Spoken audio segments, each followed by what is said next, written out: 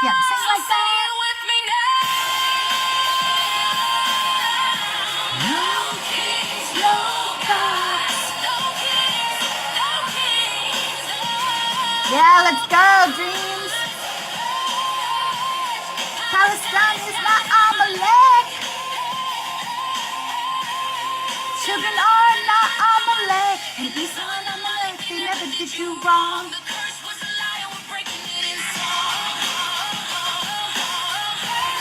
No kings, no gods. Just the people and the dawn.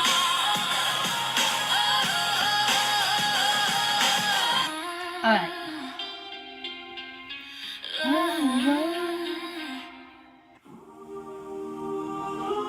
I think I need to go to my sound settings. And I think I need to make sure. Thank you. To the party, I've got something to say. And I want every gentleman here to have a front row seat for this Ex Parte. Okay, we're gonna try again. Ex Parte for the ladies. One side talks, one side stays mute. You carved your covenant in marble, but forgot the feet that swept the pews. We bore the sons that filled these seas, and you signed the pact without the wind that bleeds. I call this one to order, heaven and earth, bear witness today. Let the record show from the garden's first spring, the blame had a woman's name. Two men sat in the shade of a tree, Adam and Yahweh right in history. They needed a scapegoat, they signed the brief. From that moment on, sin's name was Eve. Thank you, dreams can come true. I really appreciate you.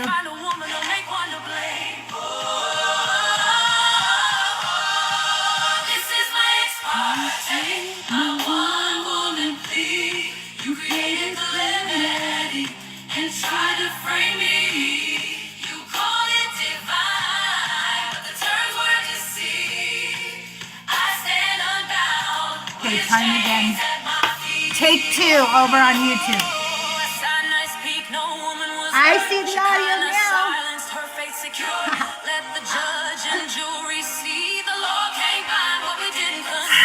I always have to restart everything like 12 times and then it works. Okay.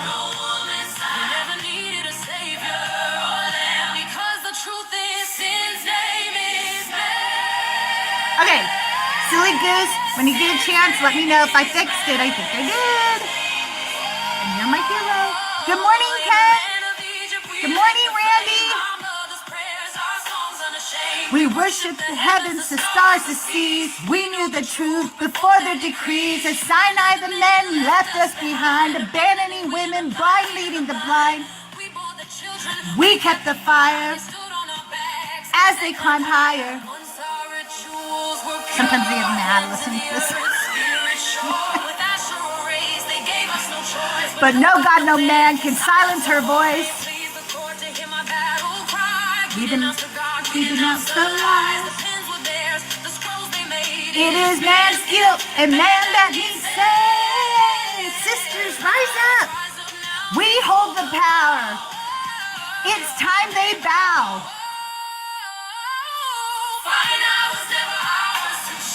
Without the glory, there's no guilt to bear.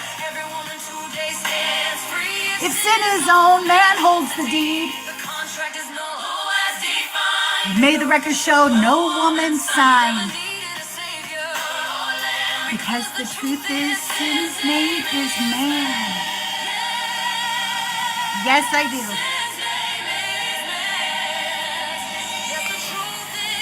Sin's name is man.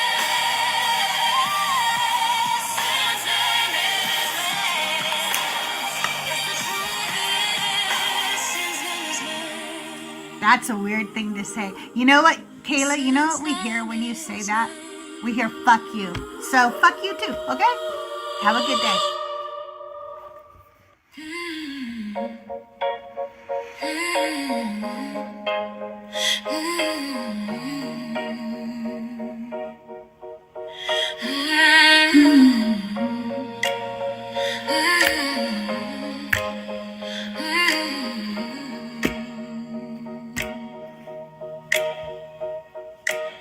Men didn't have the nerve to name you.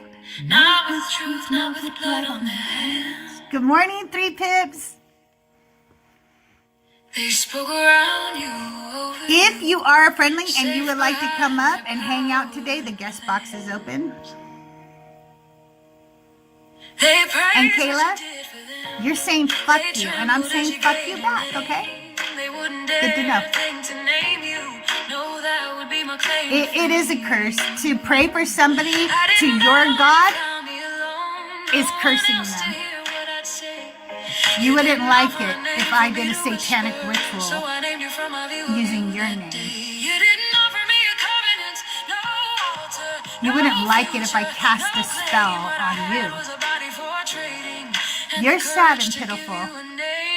You don't understand consent, you don't understand boundaries, and you don't understand that the world doesn't revolve around you and your silly little fictional God.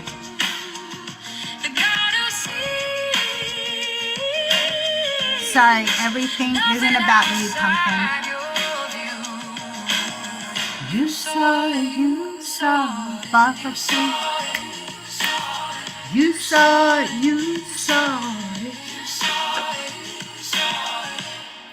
The story's been told for generations, passed along from voice to ear. I called you the God who sees, but it's not how it appears. Like a game of telephone that traveled, every telling changed the view. Each preaching made it softer, each repeat a little more askew. You saw it. Far from my home, isolated, afraid, a body alone in a borrowed land. You saw me doing what I had to do, trying to obey their every command. You saw the cruelty, saw it plain, saw it hand me over like a toy. You saw what was taken again and again. You saw my body and heart destroyed. I ran when escape came into view. Believe distance might set me free, but you found me there in the wilderness and sent me back to what you could see. I named you the God who sees. They heard it as something kind. They said you saw my heart, said it was part of your design. It was never meant a compliment. I named you the God who sees. It was always an indictment. You see it all and do nothing. You see the children, you see their pain, their hunger, their bruises, their abuse. You see the men who harm them while claiming they worship you. You see global wars, you see the suffering, you see it all from your throne and do nothing.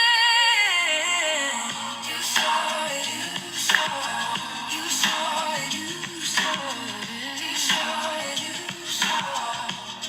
I didn't name you by accident, I didn't kneel, I didn't plead, I gave you a name that fit. I named you the God who sees. You saw it, you saw it, you saw it, you saw it, you saw it, you saw it, you saw it.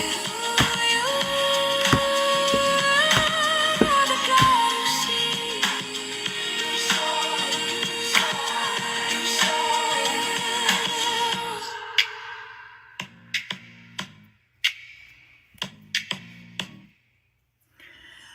That was my album, Ex Parte. It is out everywhere you listen to music. I know, right? Granazana. It is actually one of my favorite songs I've written. I love it so much. I don't know. I love going through the scripture now with new glasses, if you will, and getting rid of those blood-stained glasses I had, as Joel puts it, and just listening for these voices for the first time, you know. If you are friendly and you want to come up and hang out, the guest box is open. It is only open to friendlies because today is Non-Believers Bible Study, and today we are starting in, oops, that's not what I want. And yes, I have my little chat GPT open for us to ask it questions. I also have the Oxford Companion to the Bible here if we need to look things up. And I have somewhere I have my Jewish Study Bible. Do you want to hear Abelina Ballerina real quick, Randy? We could do that before I get started because I'd like to get a few more people in here. Let me go find her. Let me go find Abelina. Nope. That's not what I want. I want the album. Why are you taking me? Why are you taking me here? Okay, I'll search for it, I guess.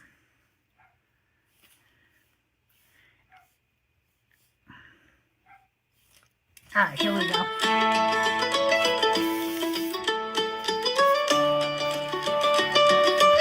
Hey, Eddie's World, how are you? Hey, Tahir, welcome in. Abelina Ballerina, spinning in her tutu. All the world's a stage, lacing up her ballet shoes. Abelina Ballerina, they applaud as you dance. You're so precious, little angel. Dance away if you can. Abelina Ballerina, wooden floor counting time. In the mirror she's a swan, arabesque in pink tights. Abelina Ballerina, sitting still in a pew. Preacher says that light you feel doesn't really come from you.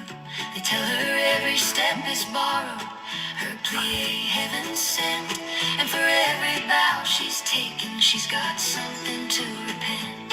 Abelina Ballerina, stand still, don't twirl, it's your fault if they're not holy, so be a good little girl. Abelina Ballerina, preacher says, let us pray, closes the door so no one hears, calls it a special game. He says this is guidance, says she's holy, full of grace, claims God needs her silence, blessed are those that obey. Abelina Ballerina, the light has left her eyes, she no longer hears the music, and her steps are out of time. Abelina Ballerina, remember how you twirled, who's to blame if they're not holy, you're still just a little girl.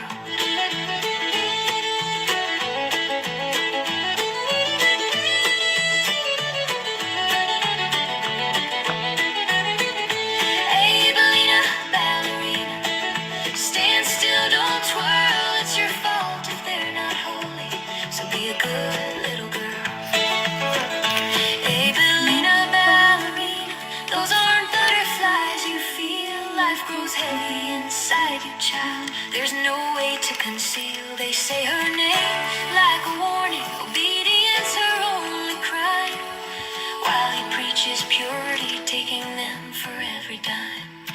Abelina Ballerina learns what judgment costs, learns who gets forgiven. Hi, Bob. And who pays the loss. Abelina Ballerina learns to mother through the ache, learns that love can still be sacred even after what they take. She devours her education and her eyes begin to shine. Music pours out from within her and her steps fall back in time. She reads the words they cherry-picked, preaches truth they try to hide. She interrogates the God, she uncovers every lie. She shows why nothing ever changes, who the system benefits. Men of God who feed on power, abuse, shame, and the grift. Abelina Ballerina, show me how you twirl, spinning in the sunlight, dancing with your little girl. Abelina Ballerina, dancing center stage again.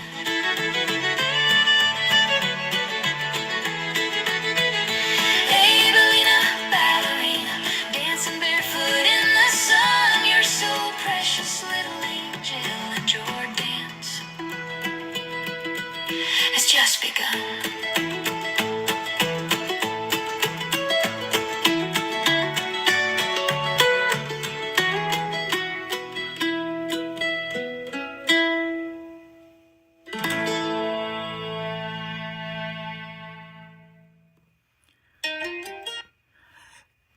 morning, everybody. If you are friendly and you want to come up, the guest box is open. We're going to do non-believers Bible study. We're going to start that right now. And then after we are done with the first 3 chapters of Deuteronomy today, we are going to go. Thank you, Randy. Thank you so much, everybody. Thank you. The song is Abelina Ballerina. It is from my album Ex Parte, and it is available everywhere you listen to music. Also, don't forget, you can also listen to my podcast with all my anti-sermons on every place you stream podcasts. And the podcast is called Anti-Sermons, AUNTIE. And this week, I dropped one about consent. And so the song Consent is actually in the podcast. So you should check that out. It's a really great episode. We're going to dig into Deuteronomy right now. Again, if you're friendly, you want to come up and hang out. Hey, Deborah, good to see you. Come on up, hang out with me. I hate talking to myself. Somebody please save me. If not, I'm going to go ahead and dig in. And then after the Bible study, hang out a little bit longer because, we're in Deuteronomy now. What? We're in Deuteronomy. Hello. Hang on one second. Hey, Deborah. Hey, Eddies. Well, hello. It's so good to have you up here. Yeah, I constantly am following you in comments. It's always so funny. I always love it because a lot of people always put an L in my name, and it's just Ed is word. Like, I always say Eddies. Ed is word. That's funny. Well, at least I get it that it was, not an L, right? Yeah, exactly. Come on, Yeah. Nancy.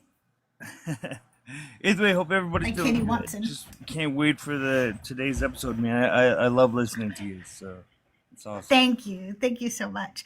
Deborah, are you at work right now? I just went out to my car for a few minutes. Okay. You pop in whenever you want, like say whatever you want, interrupt me, and because I know you have limited time, okay? That's okay. Thanks. I have good news. Okay. My album just What? came out. It did? It dropped? Yes, it dropped. Oh my God, I'm so excited. Okay, what is the name of your album? I want to write it down. Okay, what is Titans. it? 20 Titans. Oh my God, you guys have to listen to Deborah's music. It's amazing.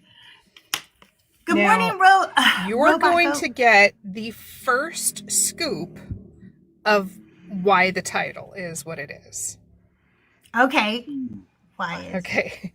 So in Roman numerals, 20 is represented by 2 X's. Mm-hmm. 2 X's is also the chromosomes of a woman. I like that. So we women are Titans. I really like that. That's fucking true. Oh my God, I love that. Oh, you're so there's amazing. the scoop. I love that so much, you guys. I love that so much. Okay, that's amazing. We do a lot of work trying to dismantle this patriarchy, and we need to remember that we're fucking Titans, man. We are. And there's a lot of songs in there that represent. Oh, I'm sorry. I'm sorry. Vox is in my guest box, and I don't know you. So I don't know if you're friendly or not. So I can't bring you Vox? up. I don't know you yet. I think is Vox a friend? is. I think so. Not 100%. Okay, well, but I Vox think needs so. to let me know. Because this is non-believers for it right now.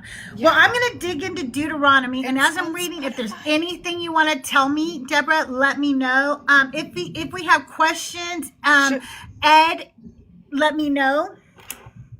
Well, I was gonna ask. Just him, one. Do you have just like, one more a thing? Moment to, if I could, before I go on mute and then go okay, back to my first office. Deborah, and then go. Okay, Deborah, go ahead. Yes, it is on Spotify. It's going to, if it's not already, it's going to be on Pandora, YouTube Music, iTunes. I went through Amuse, and it just sends it out to all the places that accept that type of music. So that's awesome. Last I heard, it was like 25 different platforms. So it should be pretty Okay, much on Rox, any you can streaming come up. platform that you have. And then I'm going to go on mute. I'm going to go back in my office. I'm going to listen. If I Okay. can pipe up, I will. But love All you right. so much. I love you too, Deborah. Thanks so much for coming up. You guys check out, make sure you're following Deborah Grace, the amazing author of Crucifying the Bible. Even though Crystal always wants to call it resurrecting the Bible, for some reason it's actually crucifying. It is not resurrecting. Okay. I love your music too. Thanks, Deborah. Have Thank a great you. day. All right, you guys, You we're going to too. dig in. Also, thank you Dubba for Dabba everybody who like validated me. By the way, I am super friendly. I'm sorry you don't know Okay. me, but yeah, no, That's like okay. I'm just don't super know. friendly. And the problem is that when believers see that I'm doing non-believers Bible study, they like to come up and cuss me out, and they Oh, pretend no. that they're a non-believer, and then they'll jump up here and they'll be like, you know, lots of bad words at me, and I cuss, but like just to come up to cuss me out, that's not okay. You Yeah, know? no, that's not okay. You're trying to do what you do, and honestly, I appreciate it because, like, Thank you. honestly, you have made my morning already. Just like hearing like the music that you're playing and the way that you know go about you make my day better. So honestly, Aw, like, no, thank that is you. that is not what I'm trying to do at all. So yeah, like I Okay. said. So here's how we do this. I'm going to read a paragraph. We can discuss it. If anybody has questions and they want me to look up, we like to look at the actual Hebrew, the rabbinic teaching. We're not about dogma or theology here. We're about what the scripture says and what was meant by the original text. So we're going to go ahead and start in Deuteronomy chapter 1, verse 1, y'all. We're finally in Deuteronomy. It only took 14 years, I think. Is this like, I think it's been 4. Oh my Feels gosh. like it anyway. Wait, so you've been doing this for like 14, where have you been my No. entire life? No, I've only been doing this for about a year now, actually. But it took us forever because I would take too much time off. Just too damn much time off. Whenever I need a day off from streaming, I always take non-believers Bible study off. So it puts us behind. Okay. Good morning, Godwin. Welcome up. Kyle, I don't know if you know you're up here, but you are, and you're more than welcome to stay. I just muted you. All right, let's dig in. These are the words that Moses spoke to all Israel beyond the Jordan, in the wilderness, on the plain opposite Suph, between Paran and Tophel, Laban, Hazeroth, and Dizahab. By the way, of Mount Seir, it takes 11 days to reach Kadesh Barnea from Horeb. In the 40th year, on the first day of the 11th month, Moses spoke to the Israelites just as the Lord had commanded him to speak to them. This was after he had defeated King Sihon of the Amorites, who reigned in Heshbon, and King Og of Bashan, who reigned in Ashtaroth and in Edrei, beyond the Jordan in the land of Moab. Moses undertook to expound this law as follows. So, first of all, is there any questions or comments or anything about that first paragraph there? Only mine, because I'm trying to read it. What version are you using? I use the New Revised Standard Edition. Oh, okay. I have the Life Application Bible. So like, Oh yeah. Yeah, no, like there were words that you said and like words that they put in mine that weren't there, and I'm like, wait, hold on. Let me look at this summary real quick. The passage, Moses addresses all of Israel. They talk about several locations. This is setting the scene for the second law. The name Deuteronomy comes from Greek Deuteronomian or whatever, I don't know, meaning second law. That's what Deuteronomy means, okay? Who is here? Oh, So Godwin fell down. Bible, with it being the Life Application Bible, it actually has like a sub paragraph down below, and it says the Yeah, book of, I don't read any of that because it's written by apologists. I do not read anything from the oh, Christian study okay, Bibles. Okay, gotcha, so we're reading what gotcha. the actual text in Hebrew meant. The passages list a bunch of locations that are not easy to identify with certainty. Scholars debate several of them: Seth, Tophel, Laban, Dizahab. Some think the list might function like a coded reference to wilderness stories Israel already knew. Example, certain names could be word plays referring to places where Israel complained in the wilderness. So the opening may subtly remind the audience, remember all those times you messed up in the wilderness? The 11-day journey line is important. I thought so because it was kind of weird how it's just stuck in there that, about the 11 days. It is 11 days from Horeb to Kadesh Barnea. But Israel took 40 years to make that journey. So it should have taken them 11 days. Oh no, they in just the kept going wilderness. around in circles. The contrast is intentional. The author is highlighting the journey should have been short. The delay happened because of rebellion and disobedience. It's basically a theological jab before the speech, okay? So the defeat of Sihon and Og anchors the timeline. The reference to Sihon, king of Amorites, and Og, king of Bashan, points back to events recorded in the book of Numbers 21. These victories happened just before Israel enters Canaan. Established that Israel already conquered land east of the Jordan. So the speech is positioned right before the final stage of the conquest story. Explain the law signals what the book is. Okay, and then from a critical scholarship perspective, many scholars think the book of Deuteronomy was written much later than Moses. Common academic view, the core text written during Josiah's religious reforms, which was the 7th century BCE. Equivalent, a kid holding their breath in defiance. Yes. Structural function. Deuteronomy 1 through 5 acts as a title page and stage setting. So let's go on and read.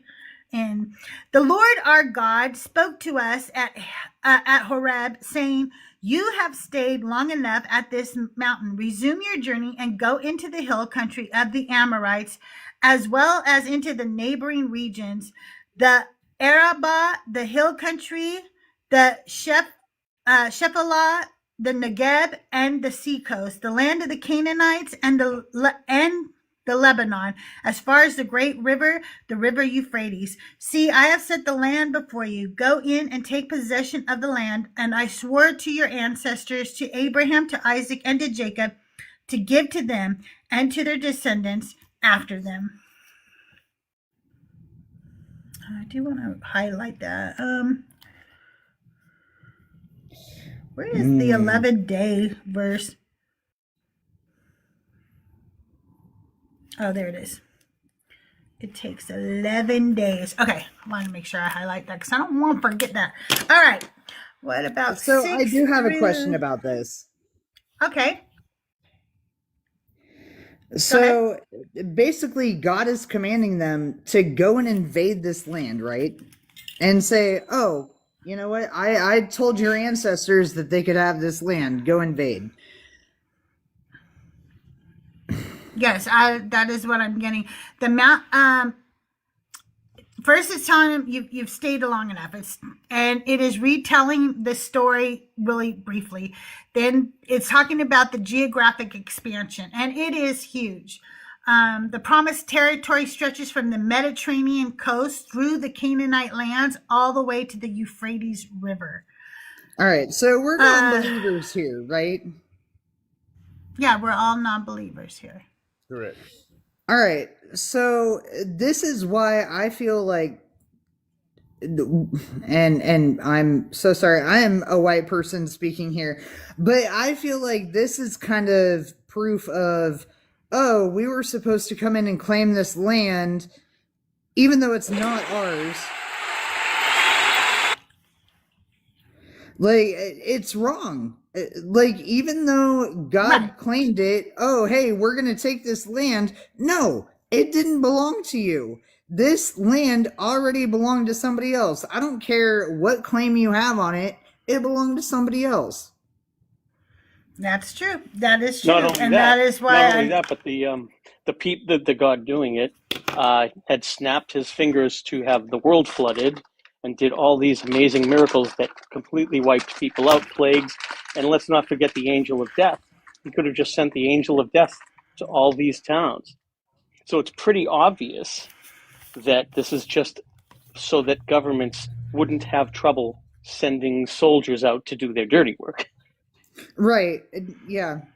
Like, have other people we go have it today. We still have this today where they Oh, invoke absolutely. the name of God for reasons of war. So here they are invoking God to say, we are supposed to go out and conquer all of this in the name of God. And that is what Pete, what's his fuck is saying to our troops right now, that they are in a holy war and that they are doing Except- this Thank you for not God. saying his name. It's Oh, like sorry, Voldemort. I said it. I shouldn't have said it. Smeg Smith. It's okay. I don't. If I cared about his name, I would have said it. I don't give a Did fuck. he really about say it. that, Crystal? Yeah. Has he been saying that? Yes. Oh, Yes. I gotta get This these is a quotes. holy war. You can go look. He keeps. Yeah, there are that's- troops that are complaining. No, he actually tried to say that. Good. Like, he legitimately said No, he that didn't this try. is, He did say it. Well, he He tried said it. because he can't speak eloquently. So that's why I say he tried. No, but he did say it. I don't want people to think that I'm wrong. He said it. He said it, and troops Yeah. have been complaining. Yeah. Okay, let's move on because we got 3 chapters to get to, and then I have a anti-sermon for you guys. Okay, at that time I said to you, I am unable by myself to bear you.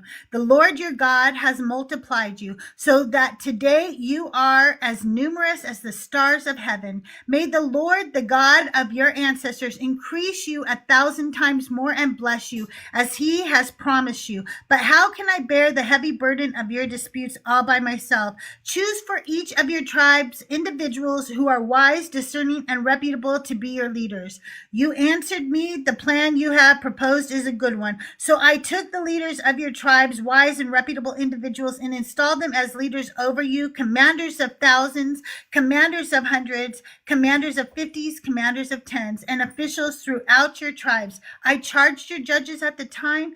Give the members of your community a fair hearing and judge rightly between one person and another, whether citizen or resident alien. You must not be partial in judging. Hear out the small and the great alike. You shall not be intimidated by anyone, for the judgment is God's. Any case that is too hard for you, bring to me and I will hear it. So I charge you at that time with all the things that you should do.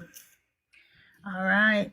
Now he's like delegating his authority here, huh?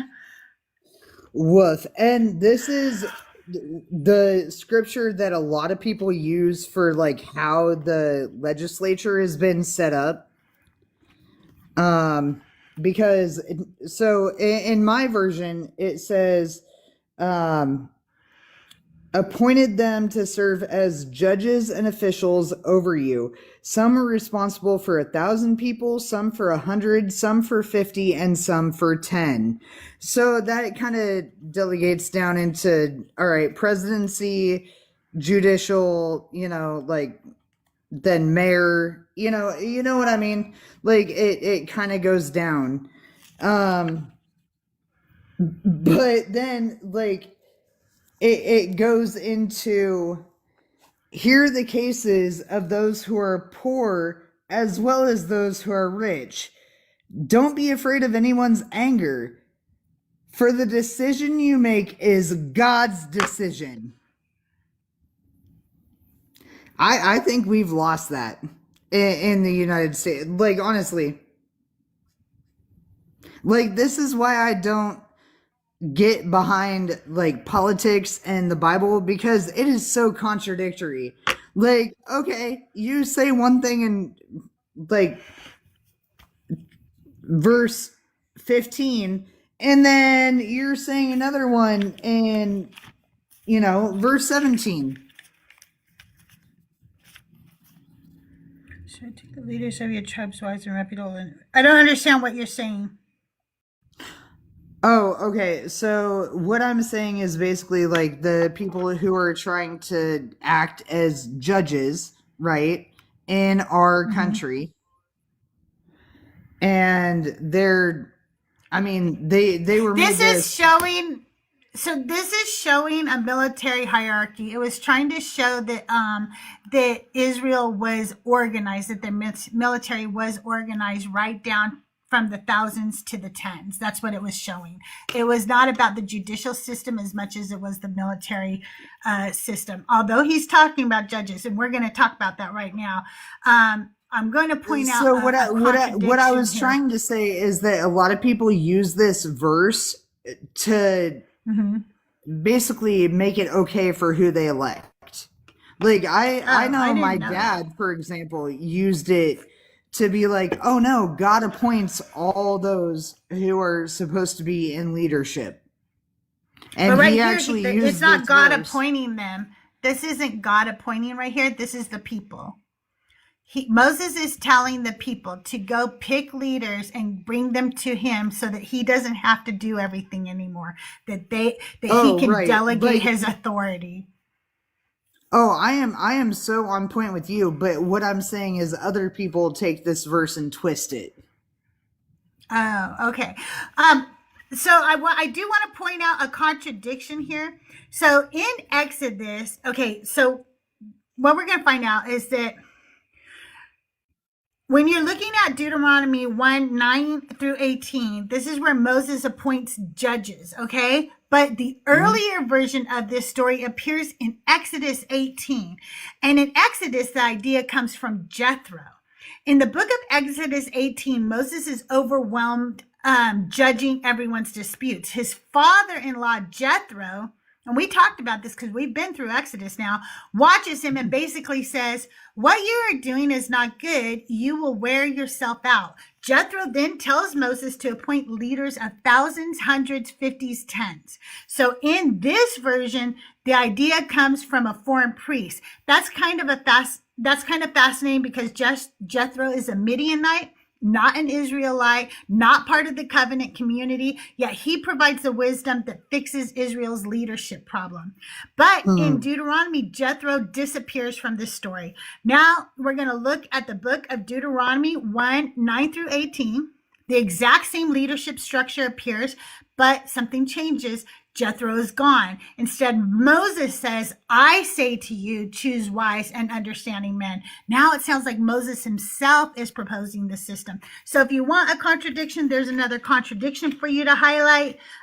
It is. Yeah, like Exodus where did Moses come in and get like the balls to say, oh, I'm the one who gets to say? Like...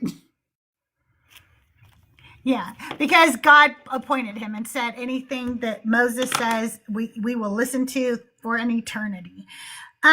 Let's move on to verse 19. Hey, Robin, good to see you. Are you coming up? All right. Israel's refusal to enter the land. Then just as the Lord our God had ordered us, we set out from Horeb and went through all that great and terrible wilderness that you saw on the way to the hill country of the Amorites until we reached Kadesh Barnea. I said to you, you have reached the hill country of the Amorites, which the Lord our God is giving us. See, the Lord your God has given the land to you. Go up, take possession, as the Lord, the God of your ancestors, has promised you. Do not fear or be dismayed. And that is 19-21, right? Let me get us a little synopsis of that. Hey, Robin, how are you today? Hi, Crystal and panel. I'm doing well. I'm just breaking my fast, and probably between me muting up, I'm going to be shoveling my face with salad. Okay. Okay, and now we can talk about food all we want today because Robin has broke fast. So we can actually talk about all we want. Okay. Kadesh Barnea is the turning point. The location Kadesh Barnea, and I do not know if I pronounced that right. I pronounce every Hebrew word wrong. That's why I'm learning Hebrew. And if you want to join me, class is tomorrow at 11 a.m. Pacific time on my Discord, and it's absolutely free, and it's taught by Rabbi Bert and Chet, and they are both amazing Hebrew scholars. So come learn with us. Kadesh Barnea is extremely important. This is where Israel is right at the edge of the promised land. The spies are sent in the next section. The generation refuses to enter. So this moment is basically the doorstep of Canaan. Great and terrible wilderness. That phrase describing the wilderness highlights the danger of the journey, okay? The land is already given. The land the Lord is giving you. The conquest is framed as something already granted by God, even though Israel still has to go fight for it.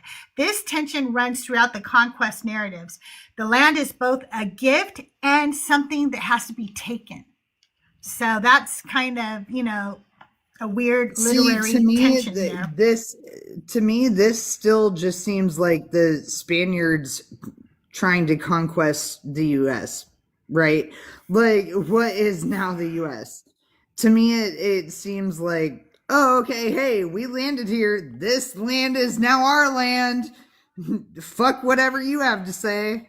Well, that's where they got the idea from, is right here. That's where their colonizing came from, is from these promises in this book.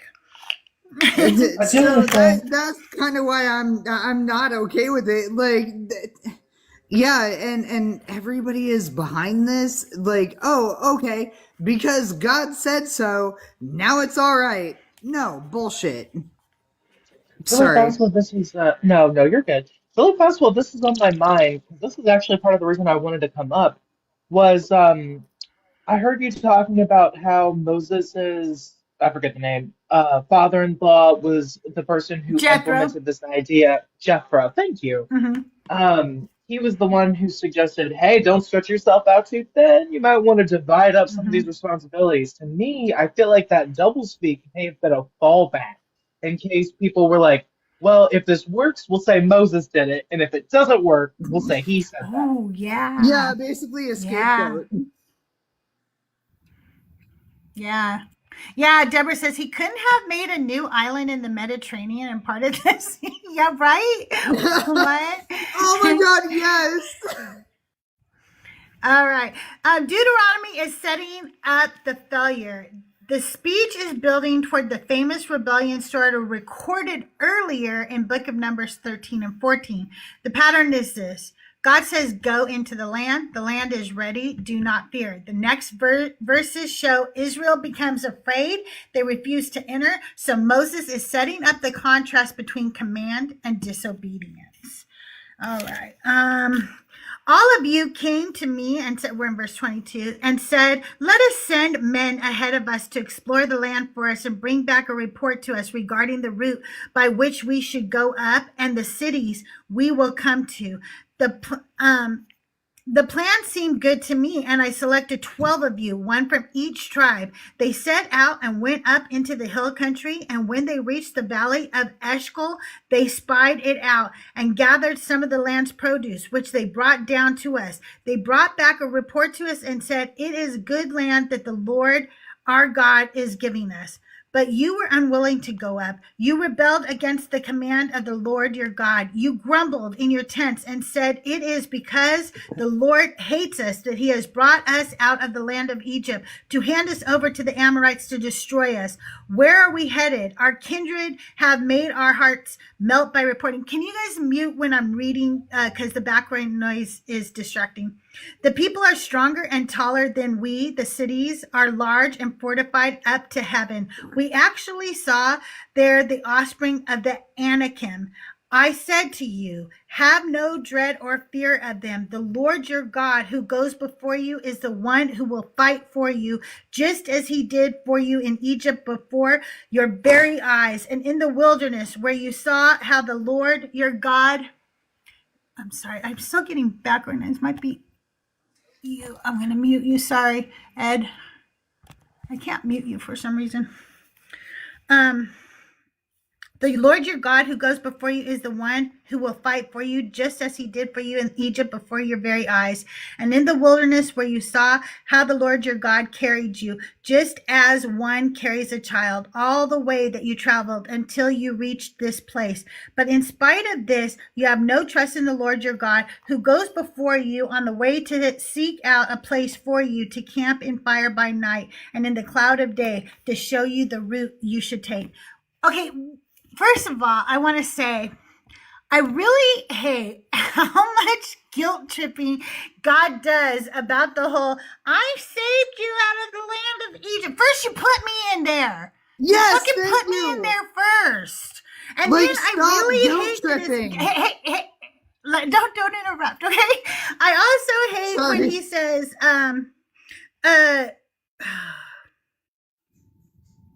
that he carries you like a child. What are you fucking talking about? You fucking got mad at us because we got hungry. You got mad at us because we got thirsty. Are you kidding me? You didn't take care of us. You didn't treat us like that. That is fucking horrible.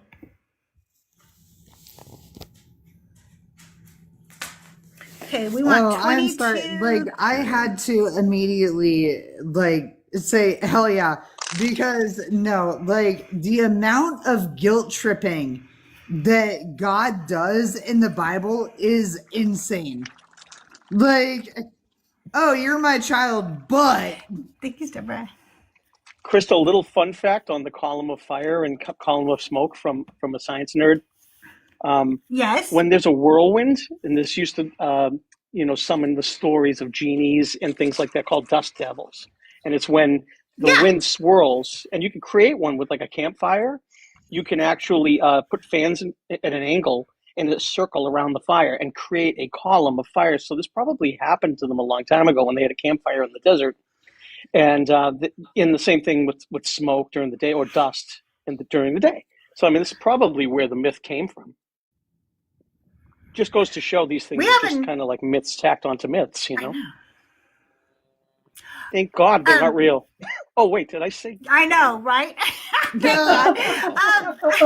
Carhu, my Discord link is in my bio and it's free to join. Also, if you ever want to support the show, all those links are in my bio as well.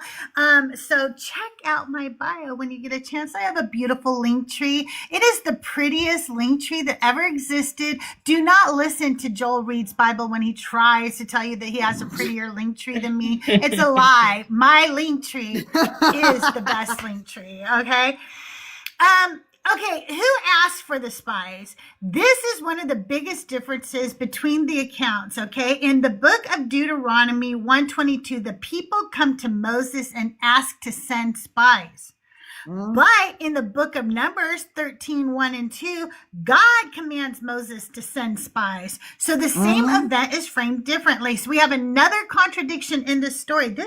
I gotta write down this other story here before I forget. So we want to look at Exodus. Oh, wait, not Exodus. We want to look at Numbers 13 to compare stories. Numbers 13 for contradictions. I just wanted to say really fast. This is why I want to look at my pastor and be like, all right, why do you want me to believe in the Bible? Because there's so many fucking contradictions. Robin, did you say something? Yeah, Godwin was talking about fire, and I thought that was a really cool thing that was said earlier. But speaking of fire, an analogy that I heard just this morning that I think is just awesome is you wouldn't thank an arsonist for putting out the fire that they started, and that's exactly what this God did, putting the Israelites in bondage in Egypt.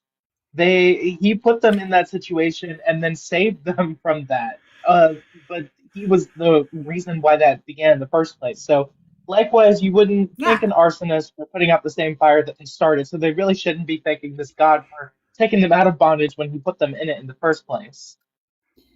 You know, and I hear Joel and Mezzo do, they do this analogy with their guests about, I'm going to shoot a bullet, then I'm going to run and jump in front of that bullet for you, and then I'm going to see how I sacrifice my life for you, right? And the same kind of thing.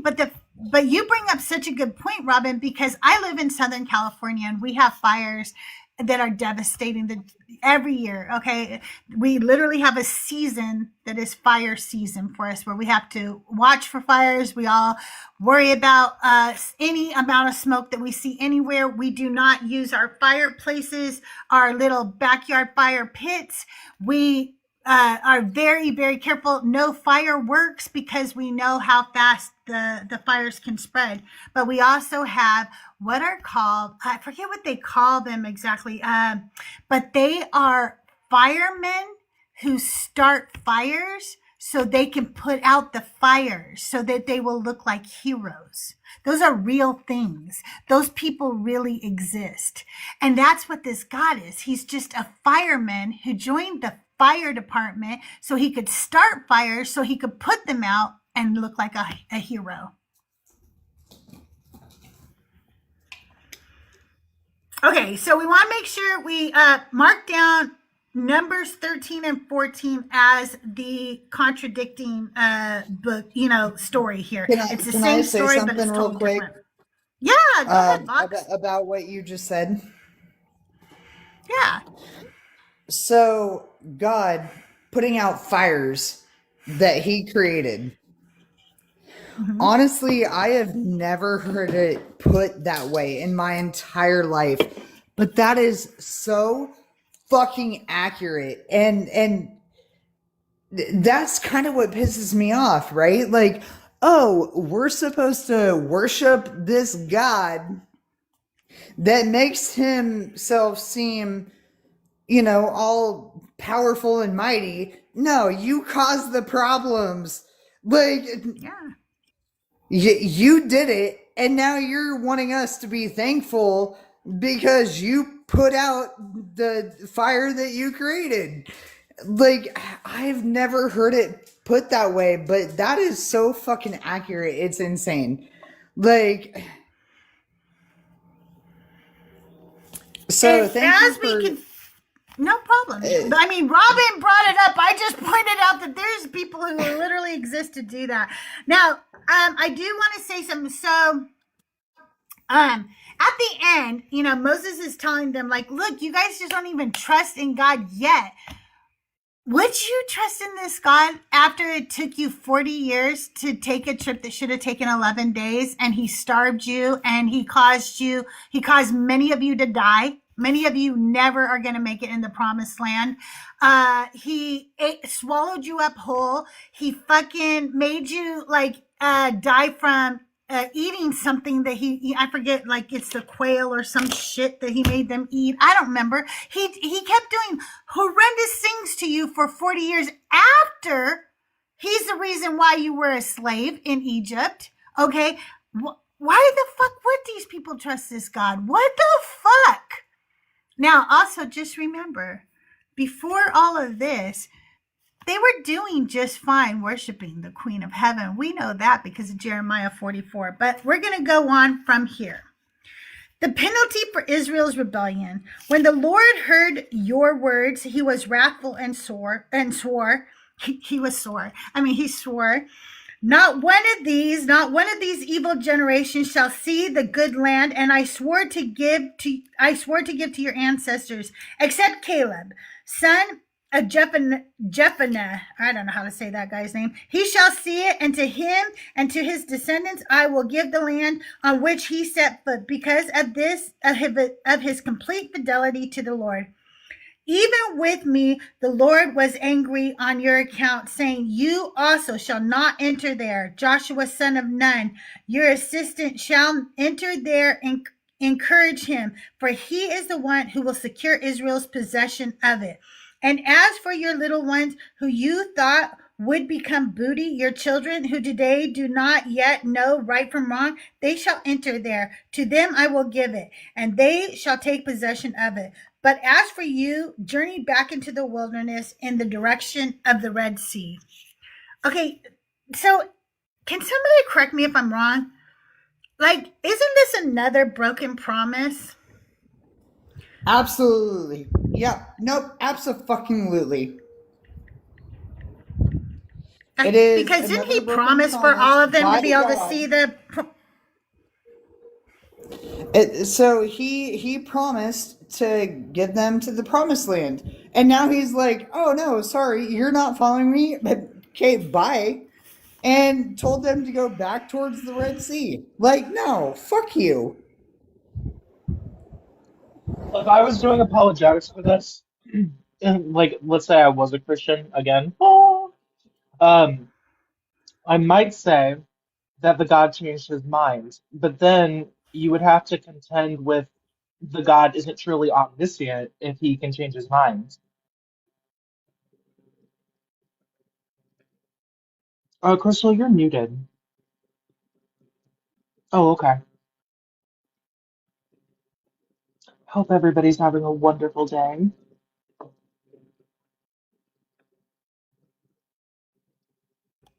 Sometimes I mute so I can dictate. I don't Oh, want to okay. type.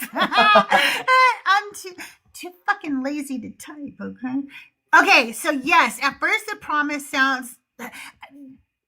Excuse the apologetics, okay, here, but at first it is to them. For example, in the book of Exodus 3:8, God says he is bringing the people out of Egypt to bring them into the land. That clearly sounds like the Exodus generation themselves.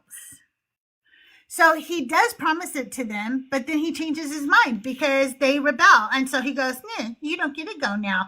I'm sorry, but you're just full of shit. I think that you can't fucking come through with your promises, so you pretend you change your mind later. You know what I mean? Like, I think that it's like pastors who are like, okay, wait, is anybody following the whole Breezy situation with Mezzo? Anybody know what I'm talking about? No. Please put a 1 in chat if you know No. the Breezy and Mezzo situation. No, sorry. Okay, there's this guy Breezy. Okay, so Mezzo a long time ago wrote a word, okay, that he has told nobody, not even his wife, okay? He wrote it on a little sticky note and he put it in his Bible. And all these Christians who come up and say that they have the Holy Spirit or blah, blah, blah, da, da, da, he says, okay, then can you pray and ask God what the word is? Because if you get it right, I swear I will fucking convert, like right now, because I don't think anybody could get Right this meow. right, okay? And so even atheists have gone up to guess. Jared, I haven't fucking made a claim yet. I'm talking about Mezzo and Breezy. Are you okay, Pumpkin? Are you all right? Okay. Anyway, so this guy Breezy says, I'm gonna go fast and pray about this, and then I'm gonna come back, and this is like a week or so ago. He's like, I'm gonna come back on, this day, and the Lord is gonna tell me, what it said. Now, to be fair to Breezy, the first time he couldn't come back, I'm sorry, you're interrupting me. Can you mute when I'm talking? Because it's very hard for me. I'm neurodivergent. Sorry, I it was distracts yelling me. at my dog. My bad. Okay, just mute up when I'm talking. Okay. So he tells him, like, I'm gonna come back on this night, but then when he's supposed to come back, something happened to his aunt or something. Anyway, Mezzo gave him a pass. Then the next time, oh, I can't make it tonight. And then the next time, and then finally last night, Breezy says, well, I talked to God and he told me that, I spoke out of turn, but he is going to tell me, he is going to reveal it to me. And there's going to be a revival right here on TikTok. It's going to be so big. It's going to be so amazing, this revival. And so I think he's supposed to come back by Friday but what has pissed all of us off, all of us who are watching along, is that Mezzo was going to finally tell us the word if Breezy got it wrong. And he was going to fucking finally tell us the word. And we keep getting put off on learning what the word is because of this fucking Breezy guy. And it's pissing us all off because we want to know what the fucking word is. We've all been guessing. and we want to fucking know what the word is. But yeah, Breezy acts just like his God, making one excuse after another. I promised you the promised land. I was just kidding. I promised you I'd come and guess that word. Yeah, I'm not going to do that. So, All right, just so everybody can hear me right now, my guess, the Holy Spirit has come on to me. It's cantaloupe. okay. Cantaloupe. I don't think anybody's guessed that yet, Robin. So it might be it. Oh my God. You're waiting to guess too? Okay. See, there's a lot of people vested in this. Yeah, I can't wait to hear what the actual word is. Jared, I know. I'm really excited. Have you guys heard me preaching this morning, or have I been reading Honestly, the Bible? mine would be pineapple. Okay, pineapple. All right. We've got some good guesses here, and I will clip this. If any of you guys get it right, I will clip it. I'm sorry, you guys. Jared is saying that I was preaching. Have I been preaching this morning or reading the actual Bible? Just reading. Just reading. Kind of weird. Reading, and reading Kinda is weird. fundamental. That people don't know what the Bible says. Where is somebody saying that you're preaching? You're not preaching. You literally in the read... chat. Yes, Mezzo has told us the word is related to his deconstruction, but he hasn't said how it's related. It could have been that he ate a pineapple on the day he just deconstructed. He's not said how it's related. All right. I took two guesses already. So I don't like think I'm to allowed say, more than two. Kayla D said, it's all love. I would love to share. Yes, it is all love here. Like, we're not trying to preach. We're not trying to do any kind of... Oh, no. That's not what Kayla D is saying, Vox. Kayla D is trying to say the Bible is all love and wants to come up and preach to us. No. Okay, let's move on. Well, Verse 41. Verse 41. You answered me. We have sinned against the Lord. We are ready to go up and fight, just as the Lord our God commanded us. So all of you strapped on your battle gear and thought it easy to go up into the hill country. The Lord said to me, say to them, do not go up and do not fight, for I am not in the midst of you. Otherwise, you will be defeated by your enemies. Although I told you, you would not listen. You rebelled against the command of the Lord and presumptuously went up into the hill country. The Amorites who lived in the hill country then came out against you and chased you as bees do. They beat you down in Seir as far as Hormah. When you returned and wept before the Lord would neither heed your voice nor pay you any attention. Yeah, because he's an asshole. Like, what the fuck? Like, this God is such an ass. Like, of course not. I want you to picture every time that this is a child coming to their father, because that is what we're led to believe throughout this book, that that's who this is, right? Can you imagine if your kid got in a fight with another kid and then he came home crying to you and you were like, no, fuck you. I mean, that's what I deal with on a daily basis with my dad. So yeah, honestly, like, and he is conservative Christian. So, I mean, I kind of understand, like, yeah, okay, you got your idealistics from the God that you worship. Now I kind of understand. Hey, Tommy J, I don't know if you can see this, but I have to tell you the funniest thing I saw on TikTok. You guys, Tommy J is my twin. I don't know if you know Tommy J, but you should be following him. That's my twin. Anyway, twin, I gotta tell you the funniest thing that made me think of you. This guy said, we really are out here just calling each people mattress sizes. Hey, twin. Hi, king. Hi, queen. Oh my God! No, I can't unsee it. I'll take mattress size any day. God, what's that king? now I can't unsee it. Like, what'd you say, Tommy? Where have you been? Or like, hey, twin. Yeah. Oh my God. I'll take twin That's my size. futon right there. Like, hey, king. My futon is crazy. That's like a ride or die. Like, God damn it! Now I can't unsee it. Your flaky friends. She wrote it on. Like, your flaky friends, you call them your air mattress. because they run out. Yes. Yeah, you Oh might my not want your Anesthesia, god. loose California friends King. that too. You'd be like, yeah, your holes are Oh my blown god. out. You're an air Oh mattress my baby. god. Oh my god. I love you all so much. I just had to bring you up for that. You can hang out, but that was all I wanted to tell you because ever since I saw it, I thought of you. I was like, I've got to tell Tommy this. This is hilarious. Now I can't unsee it or unhear it. So thank you so fucking much for that. If I anybody just have ever, to. if anybody ever wonders Go ahead.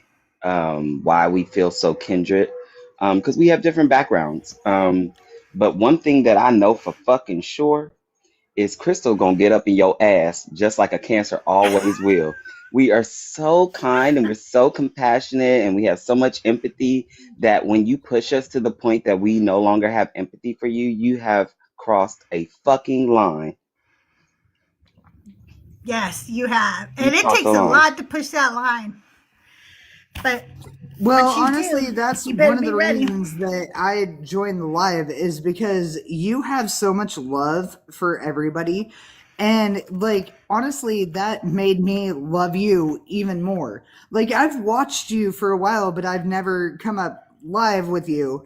And now that I've come up live with you, like, it makes me love you even more because you have so much care and compassion for the people that, you know, are I do here. love this And community. This community has changed my life, and I do love them. And Jared, if you think that reading the Bible is revision, you need to get a dictionary, pumpkin, because you need to learn what words mean. Okay, reading is not revision. Okay, but that's okay. no. I know that a lot of times people who were homeschooled don't have reading comprehension skills. So ask your mom why she never gave you a dictionary and then go buy yourself one, okay? You guys, I'm going to stop here for the Bible study today because I don't know how long my leg is going to let me sit here.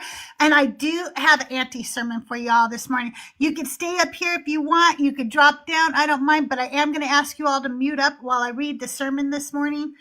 Let me find today's sermon.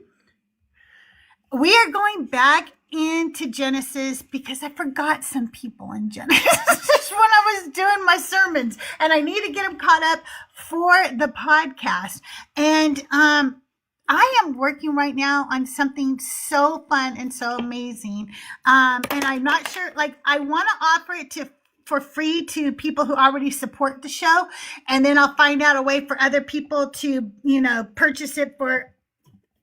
I'm not going to make it expensive or anything, but it is a companion to my podcast, and it is a decentering and a deconstructing workbook that goes with my podcast. Okay, and it's a color workbook, so you get to color while you're listening to the podcast, and then answer questions to help you decenter men and start deconstructing some of your misogynistic beliefs. So we're going to go into our sermon today is called The Trauma of Lot's Daughters. The first time we meet them, Genesis 19:8. See now? Vox, thanks for being here. I appreciate you. Guys, make sure you follow Vox. See now, I have 2 daughters who have not known a man. Please let me bring them out to you and do to them as is good in your eyes. Only don't do anything to these men, because they have come under the shadow of my roof. This is the first moment the daughters enter the story, and they enter it through trauma. The first thing we learn about them is that their own father is willing to hand them over to a mob, not strangers, not enemies, their father, the man responsible for their safety, stands at the doorway and offers them to a crowd outside. Do to them as is good in your eyes. Sit with that sentence for a moment. These are his daughters. These are children who grew up in his house, and when violence arrives at the door, he decides they are the acceptable sacrifice. 2 girls offered to a mob so that male guests can remain protected.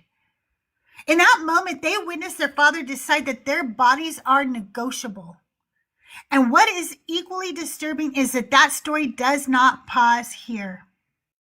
No angels rebuke him. No voice from heaven interrupts the scene. The narrative simply moves forward as if this moment is just another detail in the unfolding story. But for these girls, this moment is the beginning of everything that follows. And it is one of the most disturbing entrances for any characters in the entire book of Genesis. Every verse where Lot's daughters appear. Before we interpret their story, it helps to see every place the text actually mentions them. When we lay the verses out together, we can watch the narrative unfold step by step. Genesis 19:8. Lot offers his daughters to the mob outside his door. Genesis 19:12. The angels ask Lot if he has anyone else in the city to gather, including sons-in-laws and daughters. Genesis 19:14. Lot goes out to speak to the men connected to his daughters and warns them that the city will be destroyed. Genesis 19:15. The angels tell Lot to take his wife and your 2 daughters who are here and flee the city. Genesis 19:16. Lot lingers and the angels take hold of his hand, the hand of his wife and the hand of his 2 daughters and lead them out of the city. Genesis 19:30. After escaping to Zoar, Lot leaves the town and goes to live in the hills with his 2 daughters, and they dwell in a cave. Genesis 19:31 through 32. The firstborn daughter speaks to the younger and proposes a plan to preserve the family line. Genesis 19:33. The first night they give their father wine, and the firstborn lies with him. Genesis 19:34. The next day, the firstborn instructs the younger to repeat the plan. Genesis 19:35. The second night, they again give Lot wine, and the younger lies with him. Genesis 19:36. Both daughters become pregnant by their father. Genesis 19:37. The firstborn daughter gives birth to a son and names him Moab, the ancestor of the Moabites. Genesis 19:38. The younger daughter gives birth to a son and names him Ben-Ami, the ancestor of the Ammonites.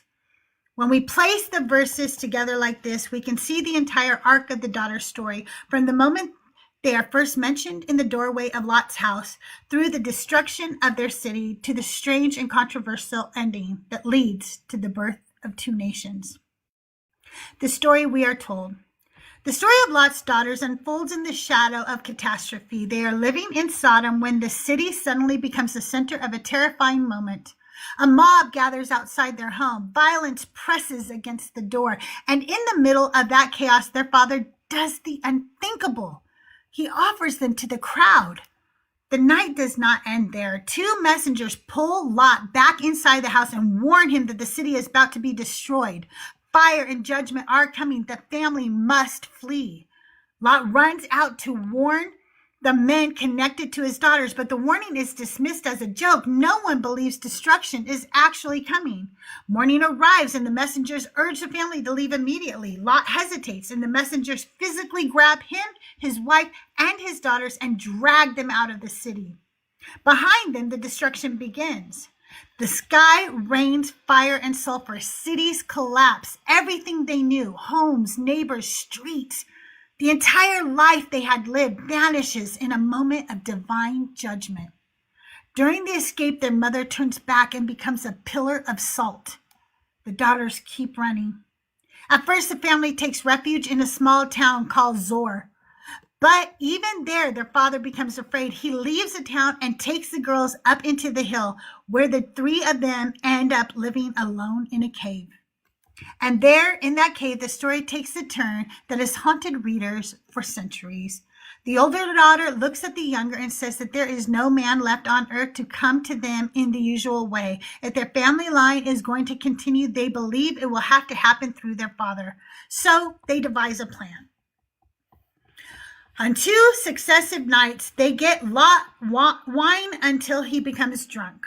On the first night, the older daughter lies with him. On the second night, the younger daughter does the same.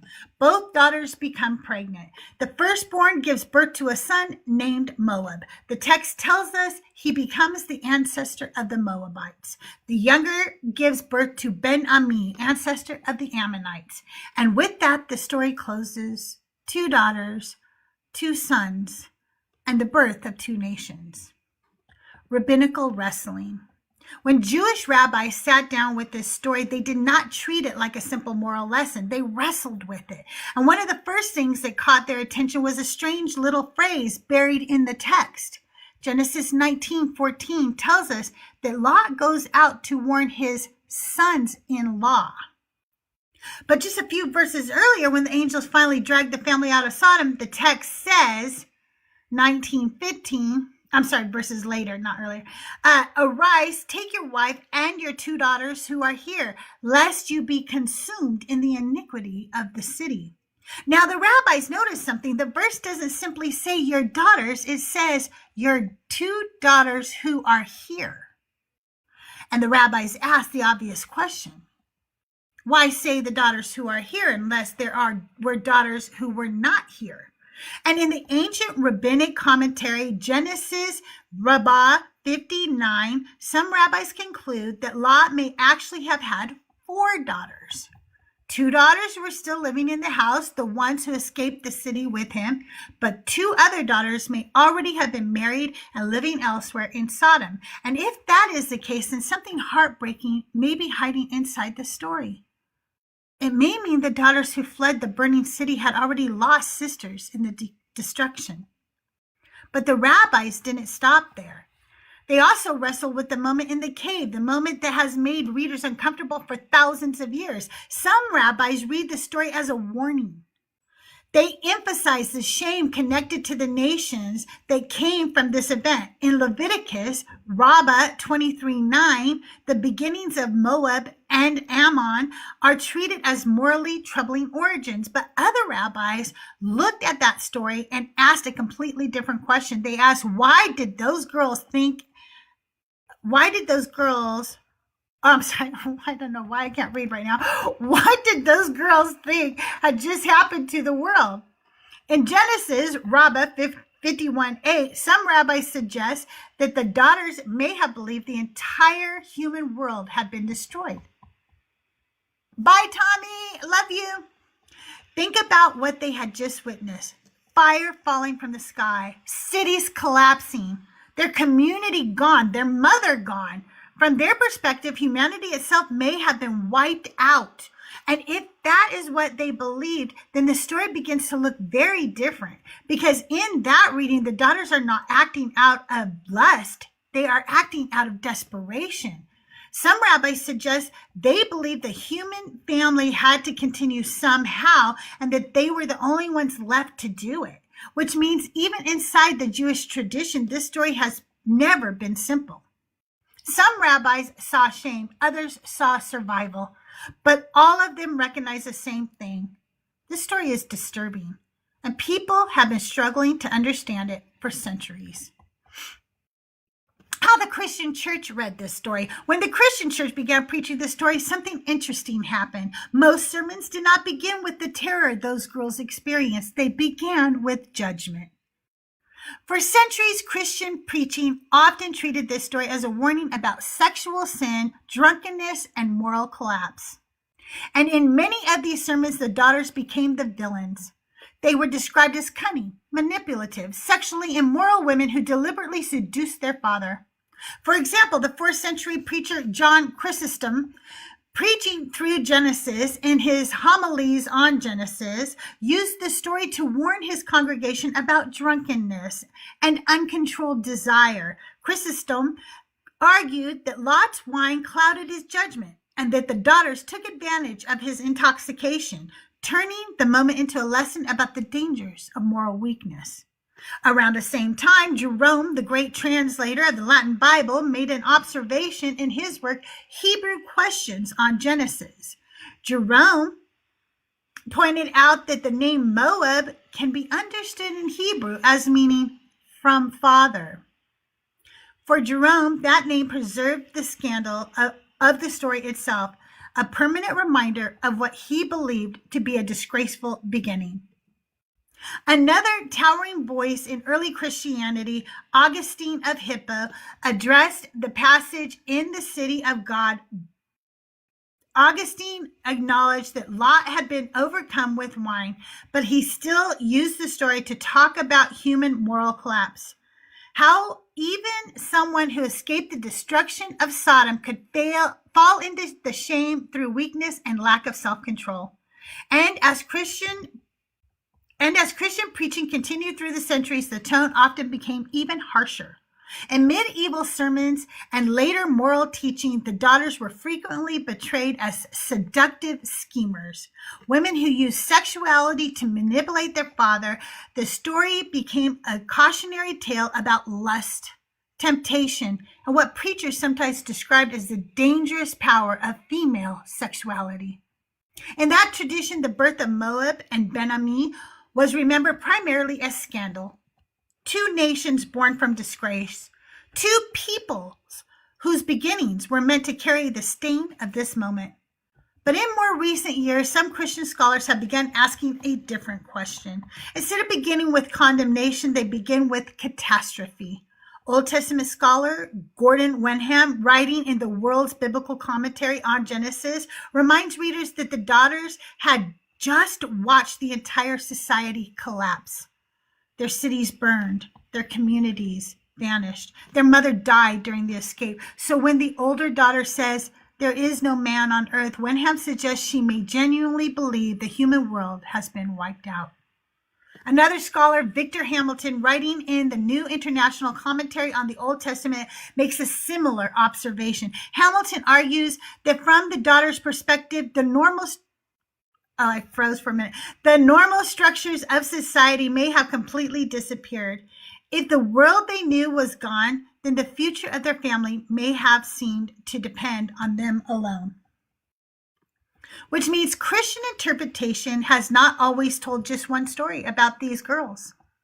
One tradition remembered them as immoral seductresses. Another has begun asking what it means to survive the end of the world that you knew. And yet there is one detail about these girls that almost no Christian sermon ever mentions. Now here is something that, And yet there is one detail about these girls that almost no Christian sermon ever mentions.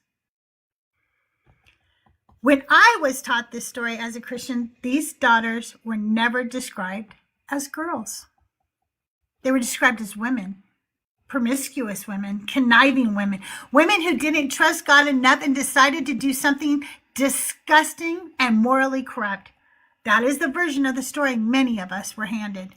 But something was missing from that teaching. These were not grown women. These were girls. Young girls who had just watched their entire world burn.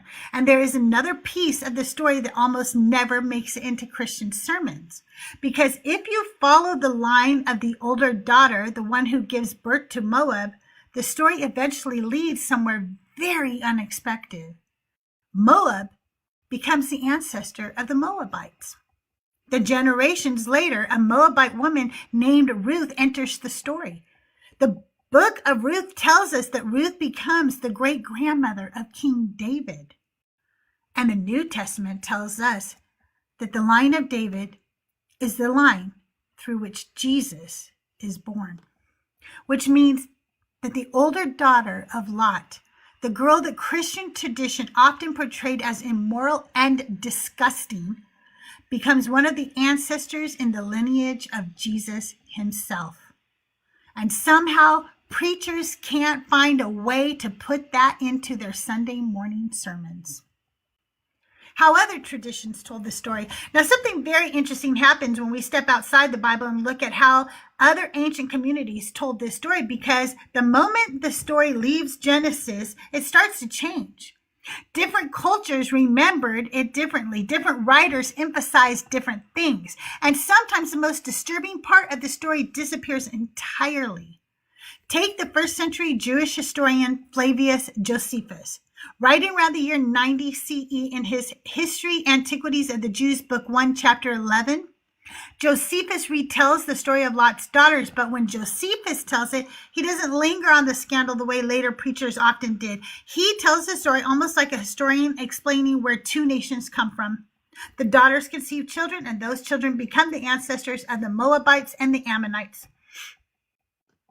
For Josephus, the story functions less like a sermon about sin and more like an explanation of history.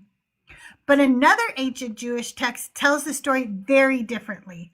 A work called the Book of Jubilees, written about 2 centuries before the time of Jesus, takes a work called the Book of Jubilees, written about 2 centuries before the time of Jesus, takes a much harsher tone. In Jubilees 16:7 through 9, the origins of Moab and Ammon are described as disgraceful beginnings. In the telling, the story becomes a warning about moral corruption among the surrounding nations. Same story, very different emphasis. But then something even more surprising happens when we move into another religious tradition. The Quran also tells the story of Lot and the destruction of Sodom. Sodom. You can find it in the passages like Surah 11:77 through 83 and Surah 15:61 through 74. The Quran describes the mob surrounding Lot's house. It describes the destruction of the city. It describes Lot and his family escaping the catastrophe. But there is something missing. The cave is gone. The drunkenness is gone. The daughters conceiving children by their father is gone. The entire part of the story simply does not appear in the Quranic telling at all, which means that one of the most disturbing episodes in Genesis disappears completely in another tradition that also reveres Lot as a prophet. And when we look at the wider world of ancient texts, including traditions preserved in communities that use the Ethiopian biblical canon, where books like Jubilees were preserved for centuries, we see the same pattern. The story keeps being told, but it is not always told the same way. Some communities repeat it as an explanation for the origins of neighboring nations. Some tell it as a moral warning, and some traditions quietly leave the most troubling part of the story out altogether. Which tells us something important. People have been struggling with this story for a very long time. The tragedy of Lot's daughters. The tragedy of Lot's daughters begins long before the moment that will later define them. First, we have to talk about their likely age. Genesis 19:8 tells us that Lot described them as daughters who had not known a man. In the ancient Near Eastern world, girls were typically promised in marriage very young. Historians of ancient Israelite culture, including Carol Myers, whose work examines family life in ancient Israel, point out that the girls were commonly betrothed soon after puberty. By their early teens, many were already preparing for marriage, which means these daughters were almost certainly very young, young enough to still be living in their father's household, young enough that their safety depended entirely on his protection. And that makes the next moment in the story even harder to understand. When violence arrives at the door, Lot does something that has troubled readers for centuries. He offers his daughters to the mob. And the moment we say that aloud, the questions start coming. Why the daughters? Why are they an acceptable sacrifice? Why does Lot not offer himself? If someone must go outside that door, why does the father not step outside first? And there is another question that often goes unasked. Genesis 19:14 tells us that Lot has sons-in-law connected to these daughters. So if they are grown men connected to this family, why are those men not offered instead? Why are the girls the ones placed in danger? Some scholars point out that Lot's decision reflects the harsh expectations of ancient hospitality customs. Protecting guests under one's roof was considered a sacred duty in the ancient Near East. Scholars such as Victor Hamilton, writing in the New International Commentary on the Old Testament, explain that hosts in the culture were expected to protect their guests at almost any cost. But even if hospitality was sacred, that explanation still leaves us with a deeply uncomfortable truth. The daughters were the expendable ones. Their bodies became bargaining chips in a negotiation between men. And the text never pauses to justify it. The story simply moves forward. But the tragedy does not stop there. Genesis 19:14 tells us that Lot goes out to warn his sons-in-law about the coming destruction. Yet when the angels finally drag the family out of the city, Genesis 19:15 says, take your wife and your 2 daughters who are here. And that phrase raises another question. Why say the daughters who are here unless there were daughters who were not there? Some interpreters believe the men in the verse 14 were simply betrothed to the same 2 daughters who later escaped with Lot. In the ancient world, a betrothal was already considered a binding relationship, even if the marriage had not taken place. If that is the case, then Lot warning those men simply means he was trying to gather the entire household before fleeing the city. But there is another possibility. Some rabbis recorded in Genesis Rabbah 59 suggest that Lot may have had additional daughters who were already married and living elsewhere in Sodom. If that interpretation is correct, then the situation becomes even more tragic, because in that case, Lot goes out to warn the sons-in-law. But the text never mentions those daughters, which leaves us sitting with a painful possibility. 2 young girls running from a burning city, a father who has already shown he is willing to offer them to violence, a family that may already be breaking apart in the middle of catastrophe, and all of that happens before we ever reach the cave. The tragedy of Lot's daughters begins the moment the story introduces them. The destruction they witness. Now stop for a minute before we rush into the cave, before we rush to the part of the story that people love to argue about. We have to go back and remember what these girls just lived through. And I want you to picture this clearly, because these are not grown women in this story. These are young girls. Genesis tells us they had not known a man, which in that culture meant that they were unmarried and still living in their father's household. In the ancient world, girls were typically married soon after reaching maturity. But the story also tells us something else. These girls later become pregnant, which means they were old enough to conceive. So we are probably looking at girls in their early teens, 13, 14, maybe 15. Young, very young. So as you hear the rest of this story, I want you to keep that in your mind. Picture them that way, not the way later tradition sometimes paints them, but as young teenage girls standing in the middle of a nightmare, because the world they knew did not simply change, it ended. Imagine the sky itself turning against you. Genesis tells us that the fire and sulfur began falling from heaven. Not a small fire, not a single building burning. Cities, entire cities.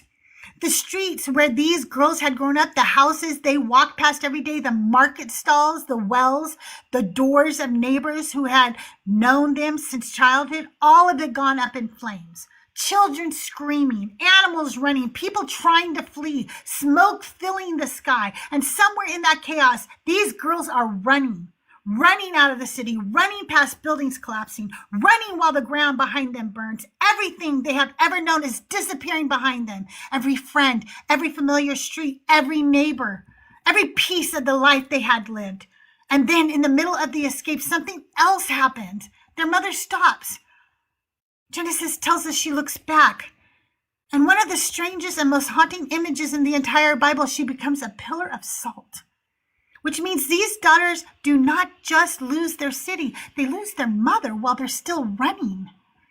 One moment she is behind them, the next moment she is gone. The story does not stop for their grief. The story does not pause so they can mourn. They keep running away from the destruction of everything they have ever known until eventually there is nothing left behind them but smoke and ash. And when they finally stop running, they have nothing.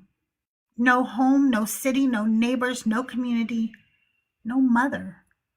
Just the clothes on their back, their father beside them, in a world that looks like it has ended.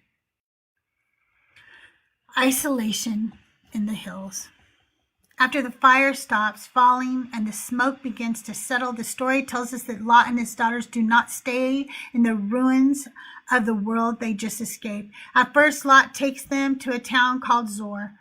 That had been the compromise he asked for when he fled the destruction. Instead of running all the way into the mountains, like the angels told him, he begged to stop in a little town. And for a moment, it seems like that is where the story might pause.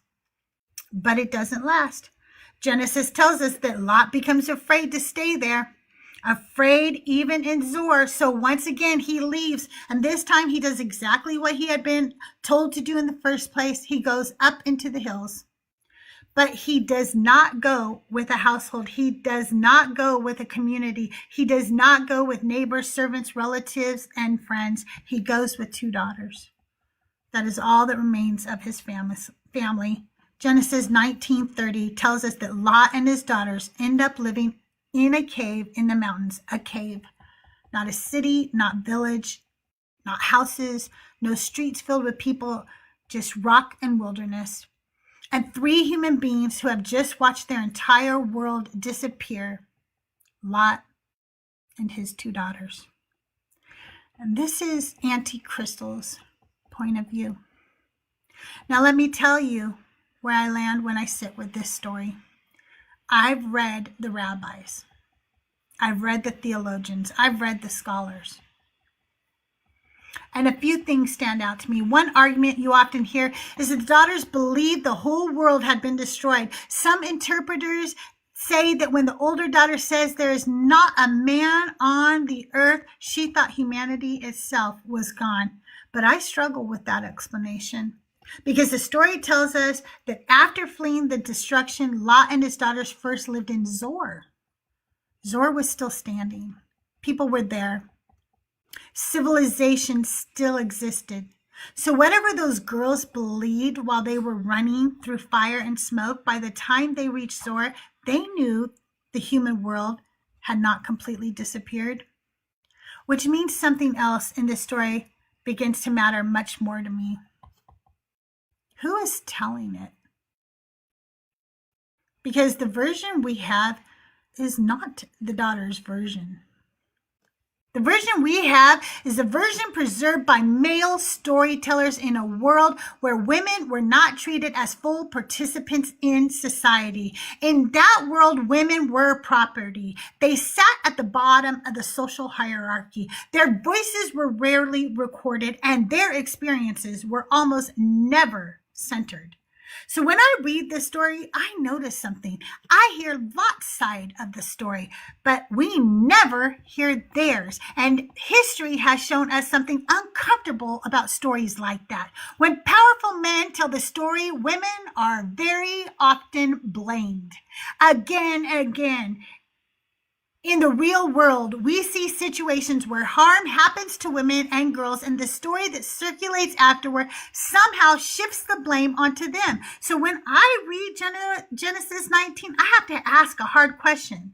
Is this the daughter's story, or is this Lot's story about the daughters? Because the narrative asks us to believe something very specific. It asks us to believe that 2 young girls manipulated their father while he was intoxicated and that he had no awareness of what was happening. And I have to be honest with you, that explanation does not convince me, not for one moment. What convinces me more is how often history shows powerful men rewriting events in ways that protect themselves and shift blame onto women. So when I read this story, I don't see 2 manipulative seductresses. I see 2 young girls who had just lost their entire world, their city, their home, their community, their mother, and a father who earlier in the story had already shown he was willing to sacrifice them when danger came to the door. And when the only version of the story we have comes from a world where men controlled the narrative, I think it is worth asking whether the version we inherited is the whole truth, or whether it is a story told by someone trying to protect himself. When the fallacy of Lot's innocence. When I read this story and sit with the debates from rabbis, theologians, and scholars, several things stand out to me. One common argument used to justify the daughter's action is that they believe the entire world had been destroyed. And as I've said, I don't really find that to be accurate because they lived in Zoar. But if I've learned anything while writing these sermons, it is this. The most important thing to remember is who is telling this story, and it is told by men, for men. In the biblical narrative, those girls never get to tell their side. At the time, women weren't viewed as human beings. They were property sitting at the very bottom of a rigid hierarchy. Nobody asked those girls what happened. I feel like I'm repeating something here, and that does, oh no, I'm sorry, it does fix itself. Sometimes my editing isn't very good. Sorry about that. Broke the fourth wall there for a minute. For any woman who has experienced sexual assault or known someone who has, we know the truth. Men lie to protect their power. They blame women consistently to shift the shame. I don't believe Lot's story for 1 minute. You cannot tell me that two young traumatized girls got their father so drunk that he was unaware of what was happening, yet physically capable of performing for 2 nights in a row. It doesn't work that way. It is far more reasonable to believe that Lot, a man who had already shown his true colors, raped and impregnated his daughters, then concocted a story where they were the aggressors. This isn't just a dark theory. It is a pattern we see repeated throughout history. Maybe you've heard the name Stephen Pladell. Decades ago, he gave up a daughter for adoption. Like so many children searching for their roots, she grew up and went looking for her biological father. She found him. But instead of a protector, she found a predator. Once they were reunited, Pladell began grooming her. He was married at the time, and when his wife finally discovered the truth, he did what many of these men do. He lied. He looked her in the eye and claimed the relationship was consensual. He painted a picture of a mutual choice to hide the reality of his own depravity. His wife divorced him, and he eventually impregnated his daughter. But his daughter realized this wasn't love. It wasn't healthy. It wasn't okay. So she tried to leave. And once Stephen Pladell realized his control was slipping through his fingers, once he realized he could no longer hide behind his web of lies and deceit, he chose the ultimate path of coward. He chose violence. In 2018, he murdered his own daughter, their innocent child, and her adopted father before taking his own life. When I look at Stephen Pladell, I don't see a victim of circumstances. I see a man who manipulated the narrative until the narrative failed him. And when I look at the cave of Lot, I see the same thing, a man using his power to rewrite a crime as a choice. And if you think Stephen Pladell is an isolated case, look at Joseph Fritzl. In 2008, for 24 years, nearly a quarter of a century, this man kept his own daughter, Elizabeth, imprisoned in a soundproof cellar beneath the very floorboards where his wife slept. He raped her thousands of times. He fathered 7 children with her in the dark. But look at what happened when the light finally hit the cellar. Did he bow his head in shame? No. He started telling stories. First, he claimed she had run away years ago to join a religious cult. He blamed her rebellious spirit for her absence. Then, when he was backed into a corner in a courtroom, he tried to tell the world he wasn't a monster. He claimed he was addicted to her. He tried to suggest that he had cared for the family he created in that dungeon, even implying that he was a victim of his own desires. He tried to make the world believe that this wasn't a story of a predator, but a story of a complicated man and a difficult daughter. Sound familiar? It's the oldest trick in the book. The man holds the power, the man commits the crime, and then the man points a finger at the woman and says, "She led me to it." Joseph Fritzl tried to do it in 2008, and I believe Lot did the exact same thing in the cave thousands of years ago. These girls had lost everything. Their home, their friends, their mother, and their security. And what had their father shown them? Weakness. Lot was the man who offered his daughters up to a violent mob in Sodom without hesitation. He was the man who lingered so long in a dying city that the angels had to literally drag him out by the hand. He was too weak to go to the hills as commanded, begging instead to go to Zor, only to flee in cowardice again. We are led to believe this weak, backboneless man was a helpless victim of his daughter's schemes. No, I'm not buying it. And neither should you. We have seen for centuries how men twist scripture to maintain superiority and hide their crimes. Lot didn't lose his way in a bottle. He used his power to prey on the only things he had left to own. And now we're going to return to the girls. Now, after all that, the debates, the interpretations, the arguments from rabbis, the theologians, and scholars, I want to return to the girls, because at the center of this entire story are two young daughters, two girls. And everything that happens from the moment those strangers knock on the door of Lot's house to the moment those girls give birth is soaked in trauma. The night begins with a mob at the door. Their father offers them to that mob. The city burns. They run for their lives while fire falls from the sky. Their mother dies in the middle of their escape. Their home is gone. Their neighbors are gone. Their world is gone. And the story wants us to believe that these girls are the villains. For centuries, that is how this story has been told. Preachers have stood behind pulpits and turned these daughters into cautionary tales. Loose women, promiscuous women, women who could not control their own desires. But that is not the text speaking. That is tradition speaking. That is men telling the story in a way that served their purpose.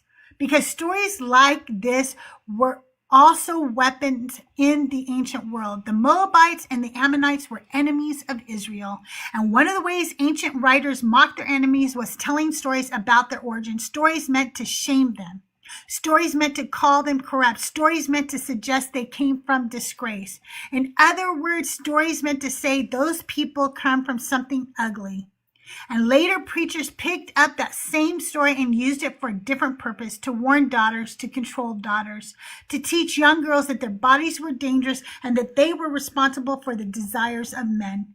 But in all those sermons, something was quietly forgotten. The daughters were not women. They were girls.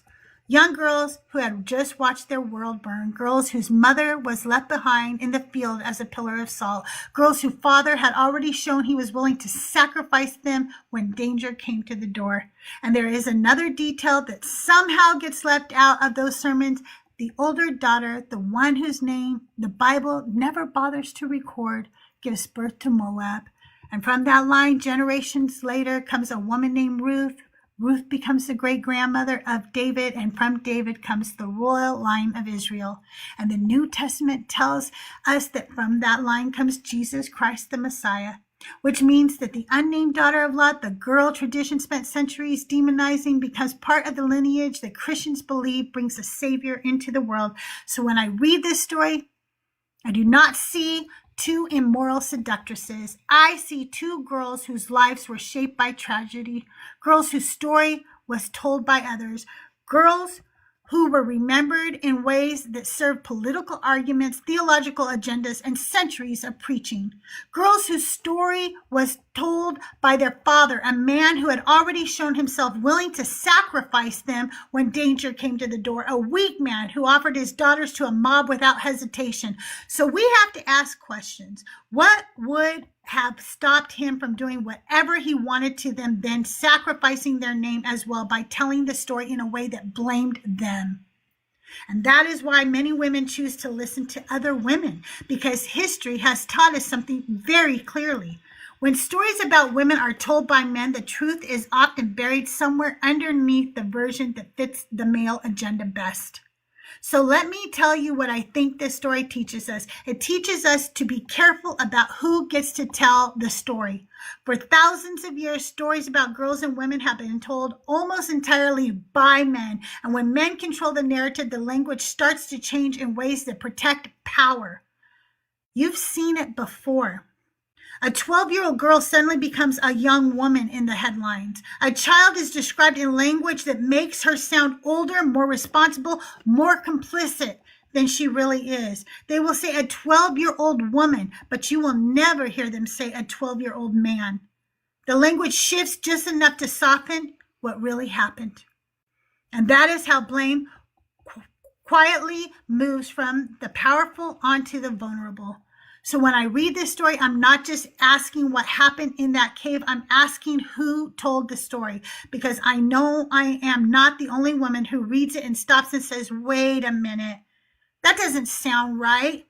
I'm sorry, but I don't believe Lot. His character in the story is questionable at best.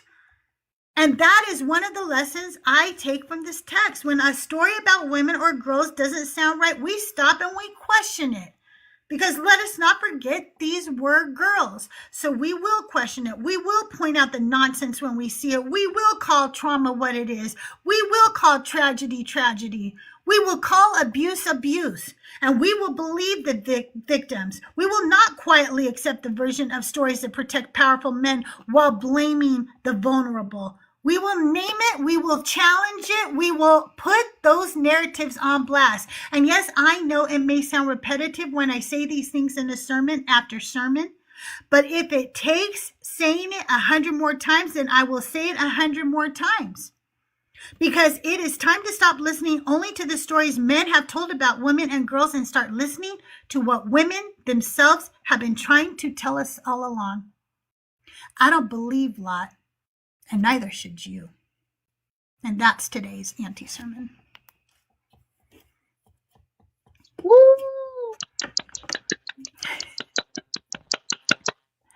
That was, thank you again so much. Man.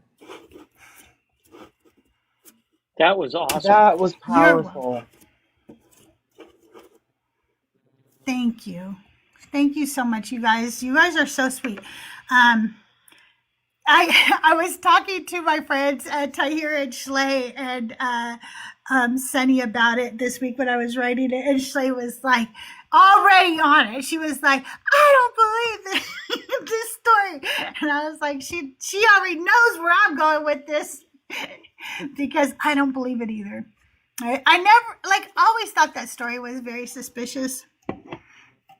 I agree. Yeah, that was a TED Talk, huh, Ashra? I think you agree. nailed And it.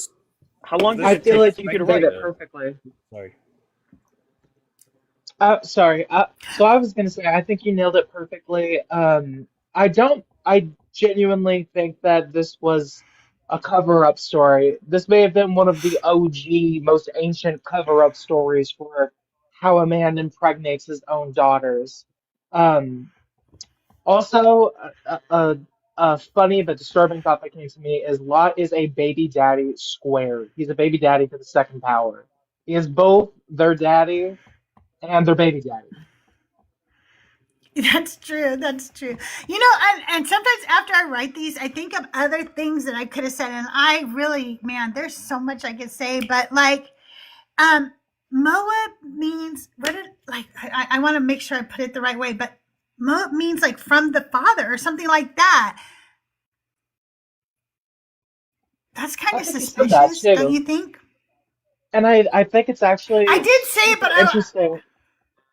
My mind was blown whenever you laid out how Jesus technically has ancient Moabite heritage through Ruth, through Lot's yep. lineage. And I'm thinking to myself, like, oh my gosh, like that oh my gosh, there's so many issues with that. Yeah. The purity culture aspect of the Moabites and the Edomites and the Amorites, they were all so wicked and da da da da da. Well, evidently not, because God incarnate came from their lineage. Yeah. Change the background for us. So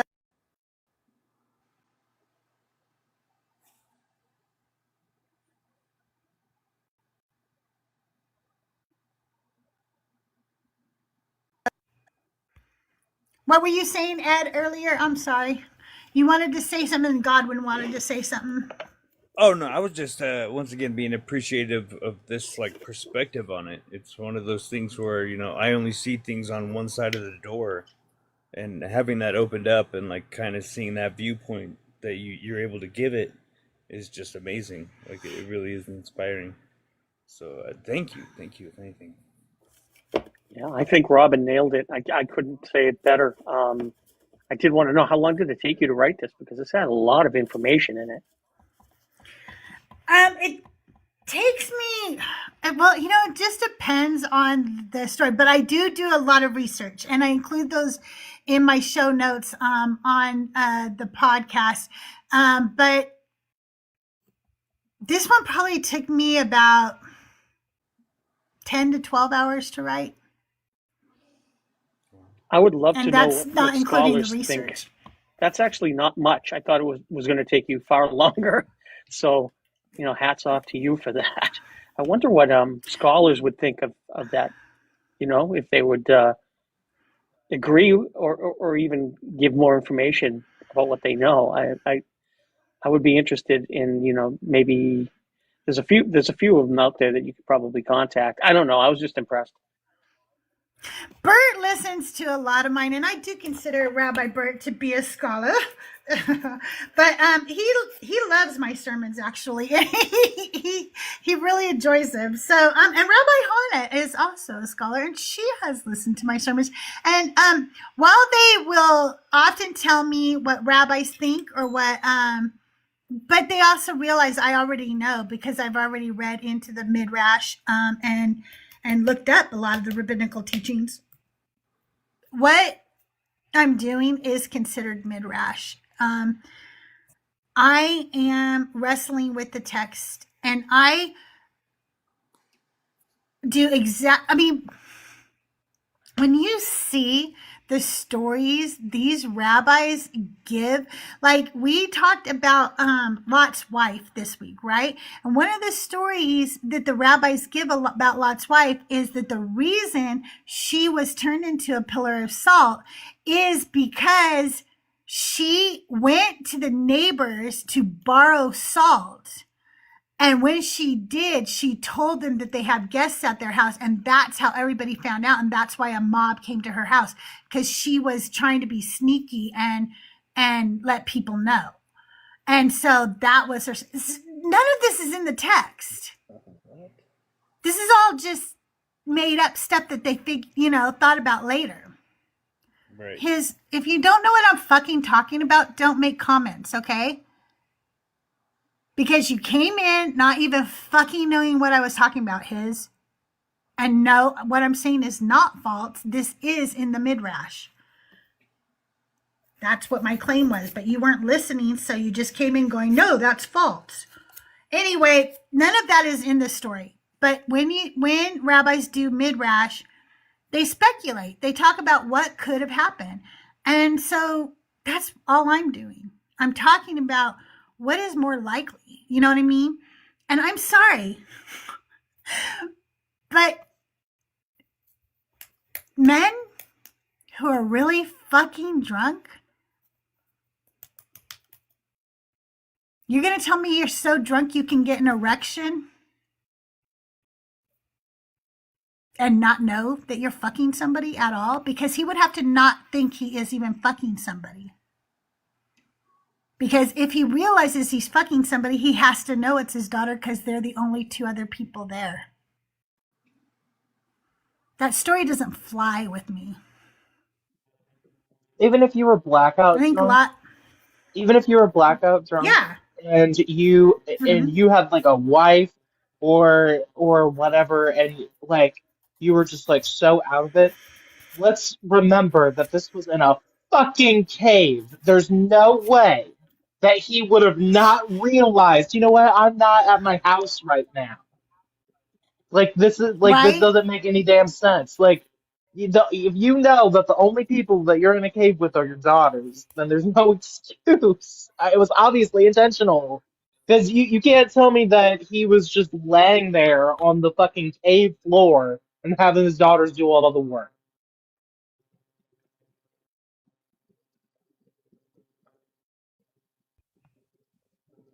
It won't let me change my background again. I hate that. I don't know why it's doing that. That is weird. Yeah, I just don't buy the fucking story. I don't know, and all these stories I don't buy, actually, but this one I specifically don't buy. This No, it's one just weird that specifically. there's like such an ancestral like background to Jesus then, and with God knowing everything, would still claim that Jesus is so pure and everything like that. Like, it's just crazy. Yeah. Well, the Christians will tell you it's because God is trying to show you that he can even use the most broken of people. That's their apologetics for that. We'll bring up Paul and see if he's still here. See what he wanted to talk about. He is not here. I'm not bringing you up. I don't really feel like talking to you. You're a bigot and a misogynist and probably a racist. I'm not sure about that, but probably. And just as part of, the other male on the panel, Godwin had a great idea earlier. Congratulations. We just want to apologize as much as we can. We know it's not our job to, but we are sorry that you guys have to go through this. Selah, you wouldn't know scripture if it smacked you in the face.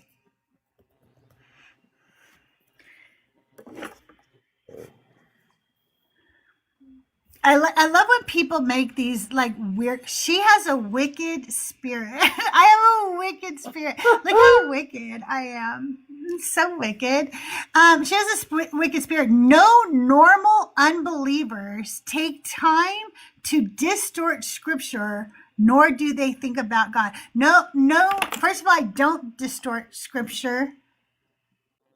So that would be your first mistake, is thinking that that's what I do. And second of all, if you think no non-believer, ooh, that is so pretty. Thank you.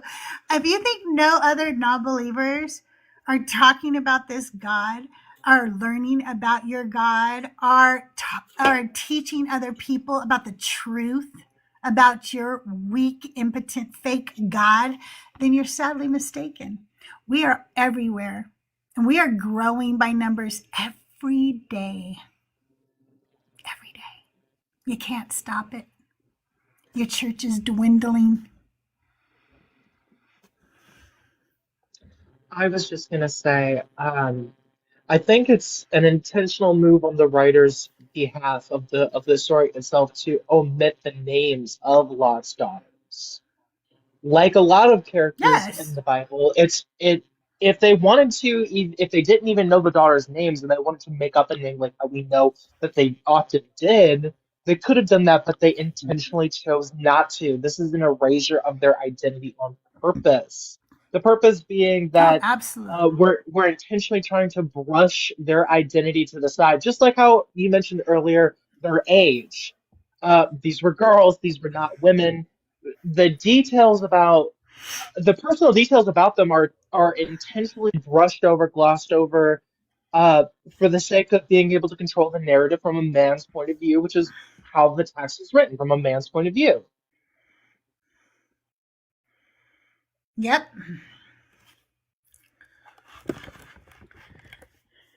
Will this be on your podcast? Yes, it will be. Episode 5 dropped this week. It's a great episode. It's a great episode. I'm just saying, the song Consent is a part of the episode. It's a great episode.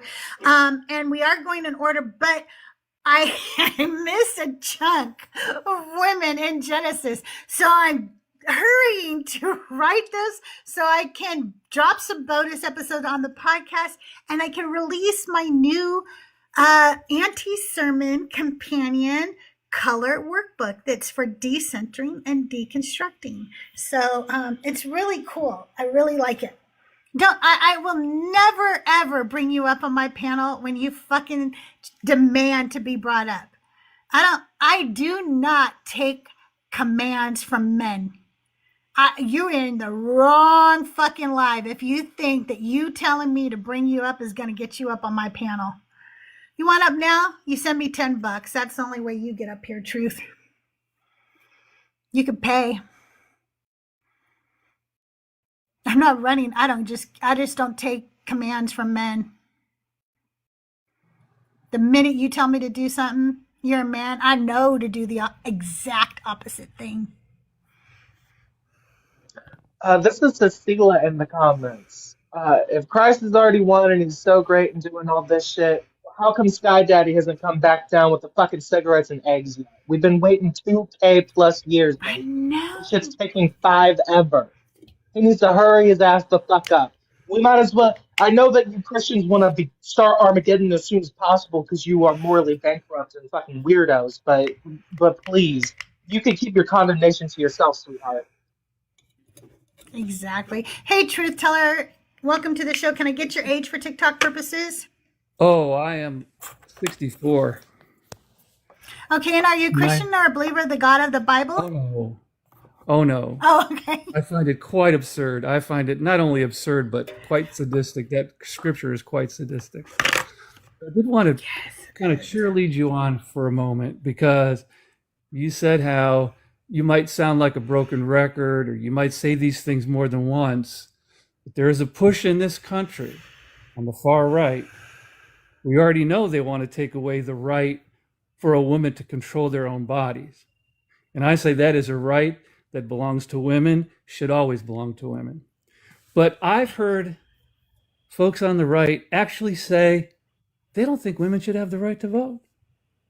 No, they That don't. the man, the husband, represents the family and he can vote for the family. And if she don't have a husband, hey, there's always an uncle, a brother. And these are a real push. I even heard on one Christian Live, and they're talking about this like this is a serious issue. He's going something like, yeah, I think part of the problem, these women have these jobs, that they're not supposed to have. You know, jobs that put them in charge. This is not what God wants. This is a problem I think this is one of the problems in our society. And so these are some serious men. They want to take us backwards and they want to take your rights away. So I say, Crystal, you say it once, twice, 10 times, 100 times, 500 times, whatever it takes, because we should not go backwards. We should not go backwards. I'm with you, sister. Thank you very much. And I really want people to understand something. And if you don't understand this, please, everybody, educate yourself. The fact that there is such a strong push against trans rights is misogyny. It is the patriarchy. That is what that's about. That is about taking away women's rights to vote too.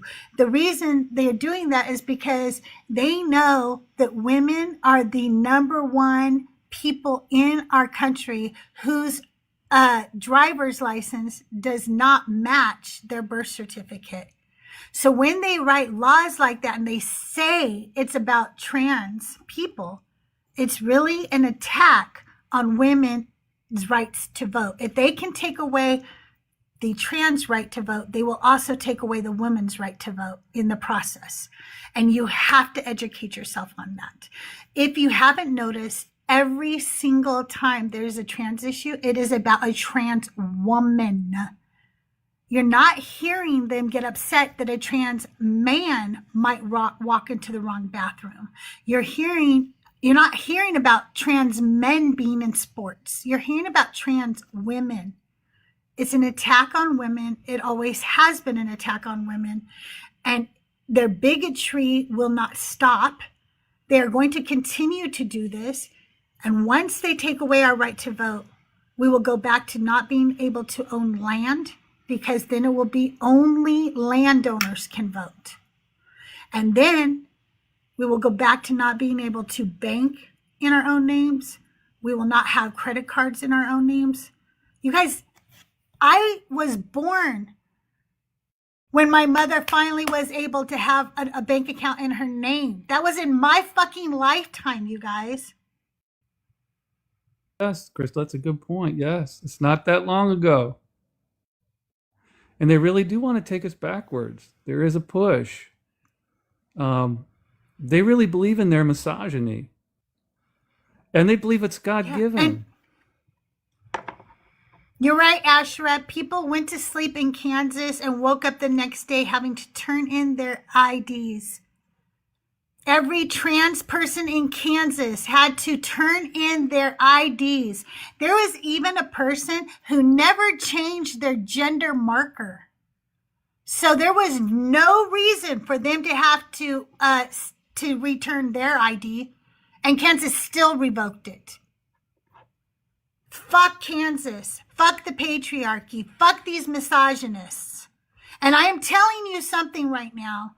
If you love a woman and she is still involved in Abrahamic religions, send her my anti-sermons. Bring her here. Talk to her. Keep talking to her. Because once the women leave the church collapses. We are what's holding the church up.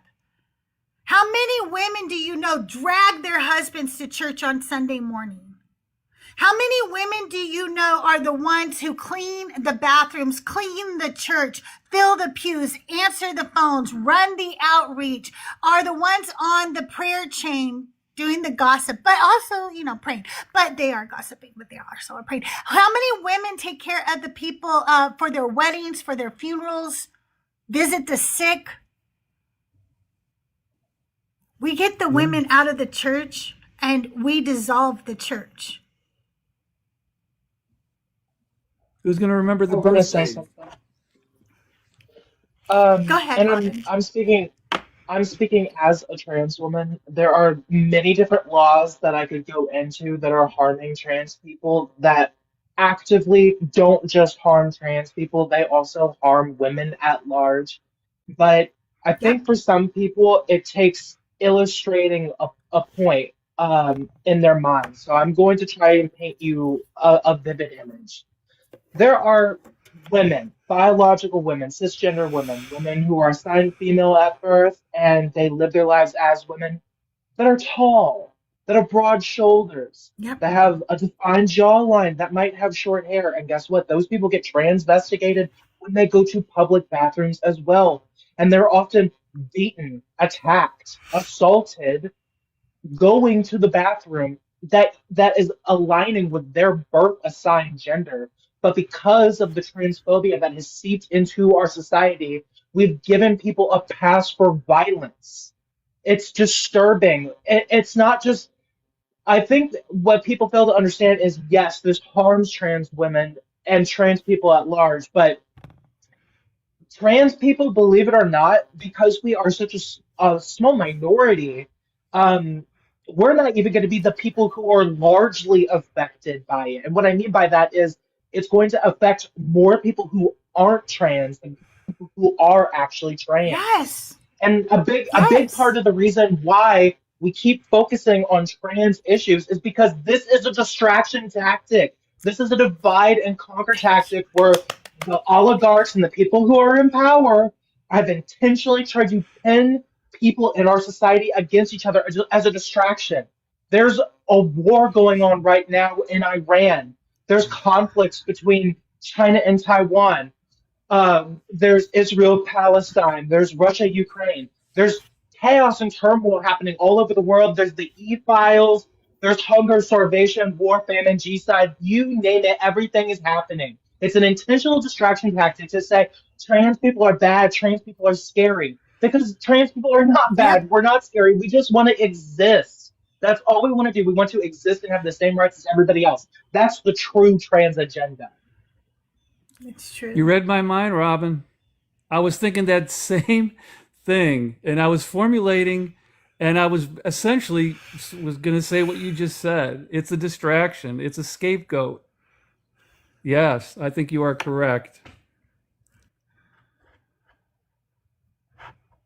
I was talking with my sister, and we have a mutual friend, and she's leaning way MAGA, and it was the way she was, and she was sending my sister this and that, and she was just seemed to be obsessed with trans, and my sister was just asking, where's this coming from?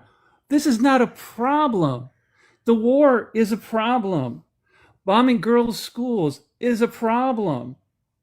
But she just wasn't computing that she was so just trans this and trans that. And it just yes. So I think you are correct, Robin.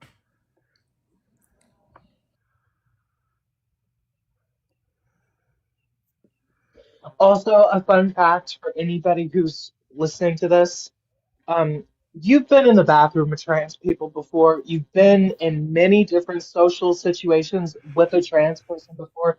You just didn't know it because a lot of trans people Right? blend in and look like everybody else. You can't tell that everybody that you look at is trans. That's not how any of this works. You would be shocked how often I go out and into the world, and the only way that people would know that I'm trans is if I explicitly told them. And don't you have, like, in the Yeah. girls' bathroom, aren't there like separate stalls? You don't Yes, have your and they Let me go tell up you very something. high up. Right? You're all in your own little rooms. You know what?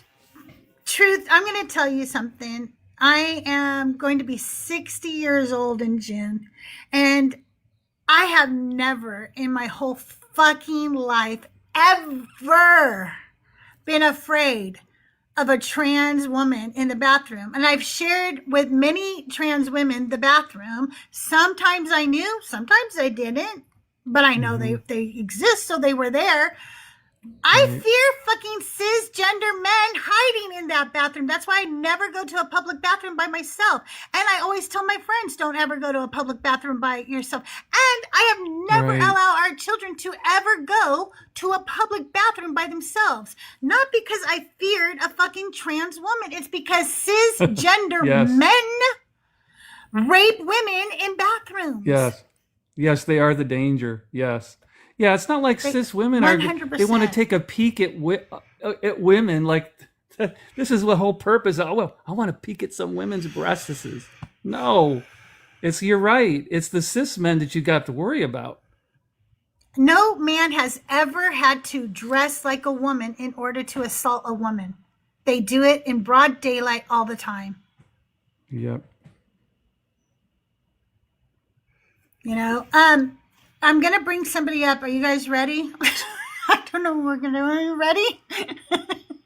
Oh, boy. Okay. I don't know what's going on. Guys, I got a phone call that I've got to take. Okay, Truth, thanks for coming up. Always a pleasure, Crystal. Have a good All right, have a good day. Bye. Hey, Ray, welcome to the show. Can I get your age for TikTok purposes? Yeah, of course. I'm 29. Okay, and are you a Christian or a believer of the God of the Bible? No. Oh, okay.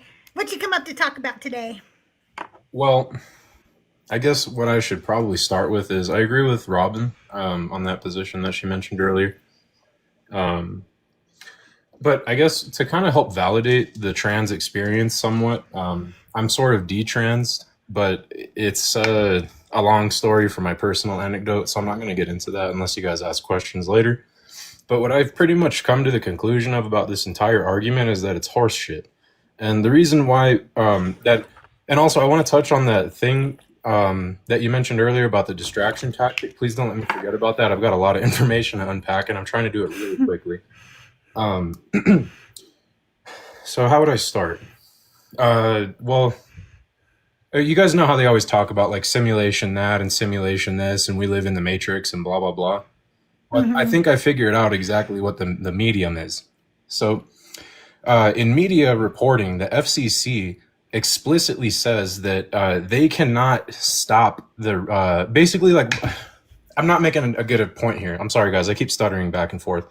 The FCC does not attack the media broadcasting like any news platform for reporting opinions. So Fox News is allowed to report opinions because they do not have to report facts. They're not held liable for reporting fake news. So all the bullshit about Trump saying that fake news is this and fake news that, he's not actually technically lying. And this is why I want you guys to hear my perspective on this, is that the media is allowed to lie, which means Fox News and all these Republican newscasts that platform all this shit, they're allowed to report bullshit. And you can actually look this up if you wanted to. Just Google it. Does the FCC mandate the truth, that only the truth is allowed to be reported publicly? No, you're allowed to report opinions. Secondly, we are all cyborgs. You just don't realize it. You're carrying a small augmentation in your pocket all the time. You are non-invasively integrated with your technology already in the form of a smartphone. They didn't have to plug us into anything. We pay for a monthly subscription to the Matrix, and we don't realize that. Because they're allowed to curate information. Remember how they didn't let the slaves learn how to read? Well, they don't give us the full truth about any story. Remember when that president from Venezuela was just fucking abducted? Well, the news reported on the attack, the airstrikes that happened for about a day. And then we found out the following day on the following news cycle that the president of Venezuela was abducted. They have us looking up somewhere else while they grab us by the you-know-what downstairs.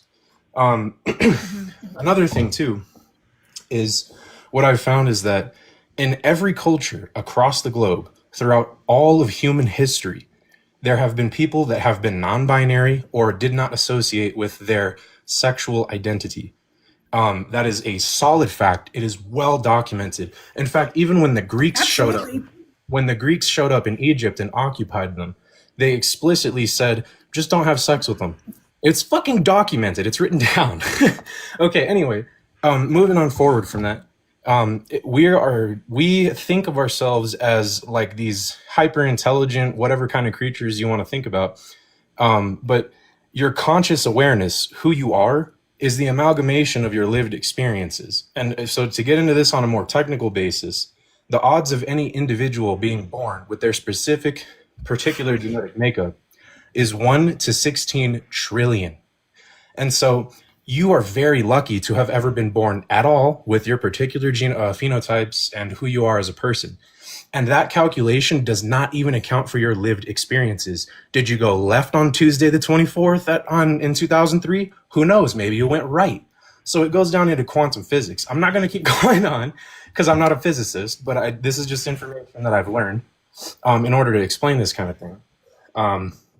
So what we are, if we're just apes with hyper-intelligent brains that are essentially self-assembling computers, then it would also be safe to say that who you are and what you know about the world around you is completely reliant on your lived experiences, as mentioned.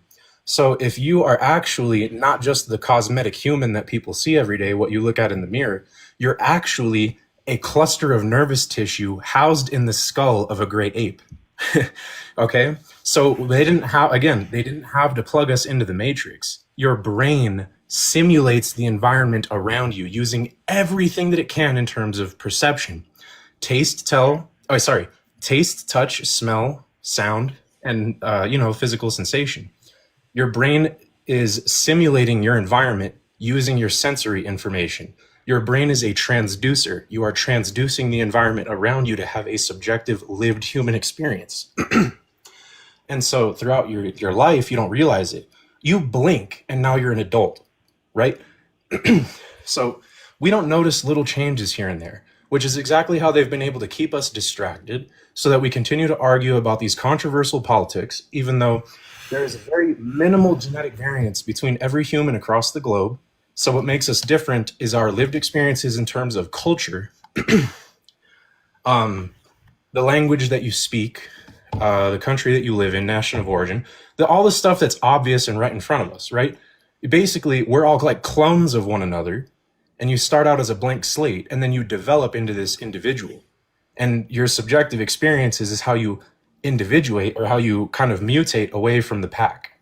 I'm continuing to I'm continuing to talk, but it's only because I'm nervous. I don't really do this all the time. That's okay. This is really That's interesting okay. stuff, Ray. I didn't want to interrupt, but I did want to chime in and just say, and I'm not being rude, but I think you've gotten a lot of points out, and I want to know, where are we landing the plane, because I'm very interested. Where I'm landing the plane is like this. The biggest threat, and I'm telling you this from like a place of full-on sincerity, because we've seen how they dealt with things during COVID. We've seen how they're dealing with this situation with Iran right now. And if we're going to get political here, if I have to bring up politics, nuclear power manufacturing is the most powerful method of energy manufacturing that we have as a species. We are burning coal right now to generate power. So the way that people talk shit about nuclear energy, our parents and grandparents were conditioned by who knows what, the fossil fuel industry or whatever, to think that it is dirty and unsafe. I know meltdowns have happened, but sometimes shit happens when you're trying to develop a new technology that could literally fucking power the planet. So what I'm trying to say here is that fossil fuels, millions and millions and millions of hazardous material ejected into the atmosphere, but nuclear power doesn't do any of that. We could have a fucking utopia. I'm being quite frank here. So the point that I'm trying to make here. Right. what I'm saying is that like you and I are only here and we're only in the middle of this chat on a fucking TikTok live for whatever reason because somebody helped your mother deliver you into this world. So we evolved to cooperate with one another as a species, just to start off with. And we've been literally separated, like what Robin was saying earlier. We've been separated by polarized controversy, despite the very minuscule differences between every single person on the planet. And as far as I can tell, like genetics, like that what it gives you a cosmetic difference. Anyway, yeah. The point being that I'm trying to say here is the biggest threat to our species is not transgender people or immigrants. It's fucking big ass rocks from space, bro. Kinetic bombardment. It's happened. Okay, don't believe me? Do you don't think dinosaurs are real? Is that why people have that kind of controversy? Dinosaurs aren't real? Is that why they like to say the Earth is flat? Because they don't want people to know that big rocks from space can happen, and we don't have a single freaking way to stop it. There's one that might be coming in 2029. It's called Apophis. If it hits the West Coast, which is what it's predicted to possibly, if it ever hit at all, it's a very, very small chance. But this is what Neil Tyson has even said. Neil Tyson said it's not going to hit, but if it did, quote unquote, it would hit off the coast of California. It would cavitate the water. The water would collide back into itself and create a series of tidal waves that would wipe out the West Coast and even affect Asian nations. So where I'm trying to go with this is we need to be cooperating. We need to be pooling resources. We need to stop arguing about bullshit. We are both one of 8 billion and one of one simultaneously. And as far as I can tell, creationism, evolution, who gives a fuck? It's two sides of the same coin. Science is what fueled spiritual means of documenting what the world is like. And it was shared and passed down via word of mouth until the point where someone figured out how to have a written notation. Following that, we had all of these advancements in technology. In fact, I don't know if you guys have heard this before, but they think that in ancient Egypt, ancient Egypt was studying ancient Egypt. There are two different kinds of ancient Egypt. There's pre-dynastic and dynastic. There's technology there are examples of pottery found at the base of the step pyramid of Djoser, which is the oldest one chronologically. It has been constructed within 1/1000th of an inch of geometrical perfection. Their technology gets worse as time goes on. And the dynastic Egyptians were trying to inherit the culture of the pre-dynastic Egyptians. So that means something happened to them. And who knows what it was. Those pyramids are older than people think, and they're getting older and older every day. Another example, in 2014, we thought Homo sapiens, Homo sapiens were 40,000 years old. As time has gone on, 50,000, 70,000, 100,000, 300,000, 500,000 and counting. 2 days ago, I saw the latest being 600,000. No, yes. 2 days ago, I saw a report. 774,000 years. They found human remains in Morocco. 774,000 years old, and protected by sediment and things like that. I'm not an archaeologist. I just remember information pretty good. Where's the plane landing? And here's the thing. Plane landed a while ago, I but I didn't stop talking. The plane I landed a while ago, but I didn't understand stop talking. that it would be great if we all just got together. But when we are talking about people literally wanting to eradicate trans people and the LGBTQIA, they want them dead. Yes. I'm not going to stop talking about it. It agree. won't happen because completely we agree. cannot unite as people if we're talking about wiping each other off the planet. How do we unite if you're going to kill me? Oh, you went mute. I'm sorry. Sorry, I accidentally tapped my thingy. What I completely agree with you. To me, ever since 2016, when Trump first said this bullshit about Mexicans and whatever the hell he said, the instant that I heard that, my brain already went 2016, and it's just gotten worse from there. It's a distraction tactic, and if we want to get into other terms, I can get really weird with you guys. I need to drop Crystal. Some Thank really you. weird hang on. identity one. Okay, wait, hang on 1 second, Ray. Okay, Godwin, thank you so much for coming up. Ashra, I think you wanted to say something. And Ashra and Jerry Bell, you both say what you have to say, but I have to step away for 1 second. I'll be right back. Okay, you guys go ahead and talk.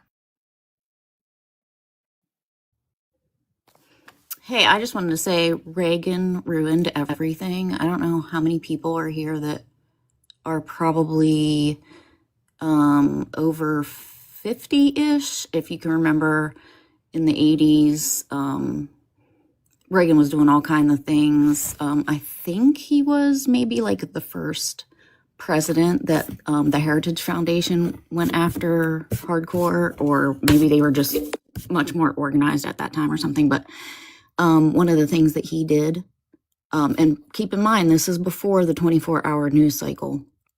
In the 80s, he signed some kind of law or bill, or I don't know what the heck it was, but he made it so that news stations no longer had to report both sides.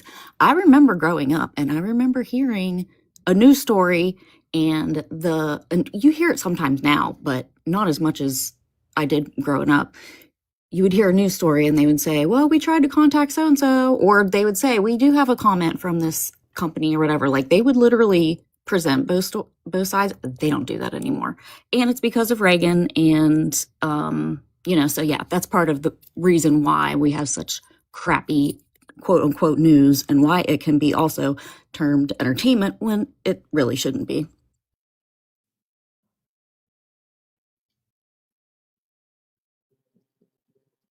Thank you for Yeah, I that, vaguely Ashra. remember that because I'm 61, so I vaguely remember that. And I think around that same time, I vaguely remember that. And I think around that same time, this is just a fun fact. I remember them saying, it's 10 o'clock. Do you know where your children are? Do you remember that? And people wrote in and said that it really bothered them because some people didn't know where their kids were, and they said it was very upsetting. And so I remember them saying they had to quit doing that. But that doesn't really have anything to do with what you're talking about. I do remember that. And I remember being like, it's so late. Like, who are you reminding right now? Whose kids are out right now? Maybe teenagers, but yeah. Yeah, and I just remember them saying, it's 10 o'clock. Do you know where your children are? Chris, I was just talking about Reagan for a little bit, so you missed that. Fuck Ronald Reagan. Fuck Nixon. Fuck George W. Bush Sr. Fuck Bush Sr. and Jr. You know what? I don't think that there's been a Republican president we've had in the last century I care for. Exactly. And Reagan did start it. He started all that. And so he started the, ruining our country, with the trickle down economics. So I definitely do remember that. I just had no idea. I fell for that bullshit. I fell for that bullshit. I was such a fucking Christian conservative. You guys would all hated me. I believed in trickle down economics. What do you mean a person would get that rich and not send that money downward? What do you mean? Exactly. They're going to be billionaires. Of course they're going to share it with us. Right? Who the fuck wouldn't? Right? What the fuck? So Bunch of evil delusional. motherfuckers. I was very delusional. So delusional. Listen, when you're indoctrinated like that from when you're a kid, those are the things you hear, and you're hearing them from the people you trust the most. So why wouldn't they be true? Exactly. Know? You trust them, and you don't have anyone else really telling you anything else. No, because your whole entire life is that shit, right? Your parents' friends are that. That's who they let you hang out with. That's who you see all the time. You live in little communities that are waspy, Yeah, I never even heard of debating until I was like a junior or senior in high school. I didn't even know what that meant, that you show both sides and then you decide. I just heard one side all the time. Stupid. I thought, why would people just want to sit around and debate shit? That's stupid. Yeah, I didn't understand it at all. I just thought I already know everything I need to know, and I'm right because my parents told me I was right, Yep. and I was dumb. I'm very lucky that Well, I had the father that I had growing up. My father was not a perfect man, but he instilled an interest in politics into me at a very early age. He was that kind of man that read the newspaper every single morning. And he would not just read the newspaper, he would read the newspaper while listening to the news. And then sometimes he would get distracted and then read the news on the TV that was distracting him from reading the news in the newspaper. So oh my he God. definitely, yeah, I know it's so bad. He Where definitely did you grow watched up? Missouri. Missouri. Well, Okay. I spent my childhood in Texas, so I could have said that I could have said Texas, but I've spent most of my life in Missouri. I've lived in the country cities and suburbs here, but I spent my childhood specifically in Texas. But yeah, my dad would watch Fox News, but he would also watch MSNBC, and he didn't watch Fox News because he believed what they were saying. He wanted to know what his opposition was saying, and he was like, Robin, you shouldn't just watch something that watch the side that agrees with you. You should educate yourself about what people you don't agree with are saying, because if you know your opposition, if you know what your enemy is saying, essentially, then you can know how to counter what they're going to say. It allows you to be prepared. Yeah, but if we had been taught that growing up, we could have learned from each other and learned how to resolve problems together. As a society, we haven't learned how to do that. And now we have all these barriers in the way that we have to break down and figure out how to get past so that we can get, back to the point where we can, like talk with each other again. And I mean, I guess you could say it's debate, but how about like this? Just have a freaking conversation and learn from each other. Yeah, I agree. Unfortunately, as we can tell by a lot of the Christians that come up here, they don't know how to have civil conversations. They center themselves No, in they don't. every quote unquote conversation that they have because they don't view the interaction as being worthwhile unless they get something out of it. Because they're inherently selfish people. And it's not just Christians, this is a broader issue to our society in general. People don't have conversations anymore just to converse. They have it with an agenda. It's And they true. live their life in Also, fear. people So are. if they're not right, go ahead. I was just going to say, probably what you're about to say, is that people are taught too that there is something morally wrong with being wrong.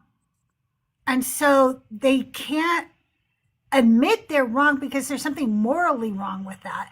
And if we would start teaching people that that's not a moral thing, that means that you need more education, you need more information, and that it is actually it's valuable to say I am wrong. I made a mistake Mm-hmm. here. When I was writing that sermon that I wrote about the daughters, when I first started writing the sermon, I did start to think about how the rabbis in the Midrash talked about these girls probably thought their whole world had been destroyed. I wrote most of the sermon thinking that. And then as I continued in the sermon, I realized, wait a minute, they couldn't have thought that. Even if the rabbis say that, they couldn't have thought that because they went to Zor. They knew the whole world hadn't been destroyed. And I almost didn't correct it, but I was like, no, I want to correct that. I think people should know that that is a fallacy, that these girls thought the whole world was destroyed. I don't care that rabbis hundreds of years ago said that. That's not what the text says. The text shows us that they knew there was civilization, at least in Zor. Okay? So I had to correct myself. I had to fix that. I want to tell the truth. I want to be honest. I want us to learn things that are true, right? And for some reason, I'll get men up here, especially men, I'm just telling you, who cannot say I was wrong. Ross Soul is one of them. He wants to, he is trying to be better. You could tell that he wants to start just really being honest, but it is so hard for him to admit when he's wrong. And the same with bitter truth. Somewhere along the line, some man told him that being wrong was a weakness. And because of that, they can't say it. At some point, though, you can't learn true things. I mean, it just seems like they could identify justifying what they're saying when they know it's wrong. Like when you bring up a point and you say, this is what the Bible actually says. And then they just go into this further, deep hole of, and then they end up with, well, if God said it, I have to do it. Yep. Yep. I mean, I hear a lot of justifying on the debates and I see those same people in a lot of different, debates, because they just cannot fathom opening their mind and seeing a different perspective for just a second, and then if they could just actually think to themselves, what if I'm wrong? I mean, not actually admit that they're wrong. Just say those words. What if I'm wrong? I've done that a lot. It's helped me so much to just stay open, It's funny too, because they will come up and they'll say, well, I don't really want to talk to you because I can tell that you're not open-minded and nothing is going to change your mind. What are you talking about? I was a Christian for 40 years. Something changed my mind. I'm not the one who has a problem changing my mind. Mm-hmm. Apparently you are, because I've been a Christian. I spent 40 years in that, and something changed my mind. So obviously I'm not that person that, has a problem with that. Yeah. And if I'm face to face with somebody, I will just say, look, I know this is where you're at in your journey, but please respect where I'm at in my journey too.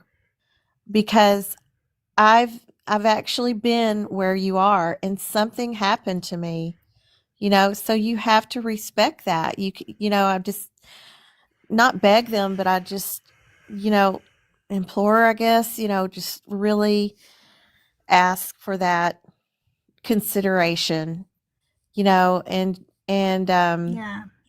I have this saying that I learned a while back, and when somebody says something to you that you really haven't had time to process, you just say back, I hear you and I promise to weigh it carefully. And it just means I promise to think about that on my own, in my own quiet. And, it's amazing what you can do when you really process what somebody else says. And if they're not standing right in front of you, it's a lot easier to say, I think I was wrong. I think after I really thought that through, I was wrong. And I really need to change my perspective and the way that, I talk to people or whatever, whatever comes out of it, it just happens as a way to, when you're processing what they've said, and you just expect other people. I think it's okay to expect other people to do the same. So me and my son do it. And, when we disagree, I say, will you just promise to weigh it carefully and think about it, and then we can pick up and talk about it later, something like that. Yes, it is quite dishonest, Nini, when they say things like that. And I will be up here having the best time with you guys, and we'll be talking and laughing like this. Robin can tell you, I have so many comments from Christians immediately going, look how angry she is. She's so angry. What are you talking about? I'm not even angry right now. Trust me, you will know when I'm angry. Not be confused. I know. Most of the time when you're talking, you have a smile on your face. I mean, Right? They're like, she's so angry. And I'm like, what are you talking about? Ashra, thank you for coming up. You guys, I am migrating my merch store. I have a merch store right now. If you want iconic things, Abelina ballerina things and so forth, I have a merch store. I am migrating it to a different company, and it's going to take me probably about a week before it'll be done. And when I do, Ashra has made the cutest Abelina ballerina graphics for my merch. It is so cute. So you guys will have to, like make sure you're following me or whatever, and I'll announce it when the new store opens, but you'll have to check it out. You are? cool. I hope you're not working too hard, Ashra. I'm going to be finishing up here in the next 5 minutes. If you want to come up and say anything or talk or whatever, come on up. I will be, unless we meet our gift goal, but I don't think we're going to, and that's okay. The gifts are never expected. They're always appreciated. We are 30-something% on my way to the computer, and I am selling things, and I will be popping up some videos so you can see what I have sold and how much further that gets us towards the new PC. But I have finally fixed the sound problems over on YouTube, so that's good. Hopefully YouTube, you guys are enjoying the clear, crisp sound you're getting instead of that weird reverb shit that was happening. But like every time you gift me, what I do is I get paid out on that once a week from TikTok, and it's usually like, $30 or so. When I do get that money, I take that money and I put it right towards the PC. So you'll see that go up and up and up. And when you guys tip me or do anything like that, that goes towards it too. Sometimes though, if you send me like a kick gift or something sometimes I just buy myself lunch, okay? Because I like tacos. Do you blame me? No, I love tacos. I like tacos. What I like live more in than tacos, though, is California. enchiladas. I had do taco like salad when I enchiladas broke my too. fast. I love Oh, taco you salad. did? Oh, God, I love taco salad. I love enchilada. Mexican food. Oh my God, if I could only eat one type of food for the rest of my life, and I think I already do it anyway, it's Mexican food. I think I have Mexican food every day in some form or fashion. I love Mexican food. And I don't give me Tex-Mex. That is not Mexican food, okay? I like I said earlier, I spent my childhood in Texas. I do love me some Tex-Mex. It's not the same thing. It's different, but I do love me some Tex-Mex. I kind of would have to agree I with will you. If I eat had to pick Tex-Mex. another culture's cuisine that I would have to eat every single day, I I think I could do Mexican food, but I would have to learn about Mexican food that isn't inherently spicy. Because I feel like if I Oh, would there's a get lot. older, I feel like if I would get older and I would get like sensitive acid reflux, I'd have to mind my Yeah. spiciness. And Hey, the I was gonna tell you go ahead, because you Jerry. were talking about how cool your dad was and how he tried to show you both perspectives. I never really commented on that, but that's really interesting that your dad did that. My parents, just took me to church and we just watched one channel for our news. They never explained to me in any way on how to see both sides or how important the other side was. And so I just wanted to tell you, I kudos to him. Thank you, Cherry Bell. That means a lot. I appreciate that. And Sure. yeah, I have a lot of memories growing up sitting down and watching the news with my dad. It was something that we did a lot. Um, you know, this may sound kind of dark to say, because I love my dad and I wish that he was still here with us, but I think my dad would be very disturbed at the black mirror world of politics that we've entered into. Um, Mm. so, that's my way of saying, I'm glad in a sense that my dad never got to see all of this evil, awful shit that was going to happen because I think he would be very distraught by it if he was still around today. My parents would blame me personally. So there's that. And they're the ones who raised me to be a conservative Christian. But when they got older, they flipped just like I did. And so then they got mad at me that I was the daughter that they raised me to be. They were like really, really mad about that. And I couldn't understand it because I was like, how are you mad at me? This is the way you raised me. Like, I don't get it. I don't understand. And like, I kind of get it now, but my children, if they were conservative Christians still, they are not. If they were, though, I wouldn't be mad at them. I wasn't mad at Doug when he still was, because I'm the one who brought them all kicking and screaming to be conservative Christians.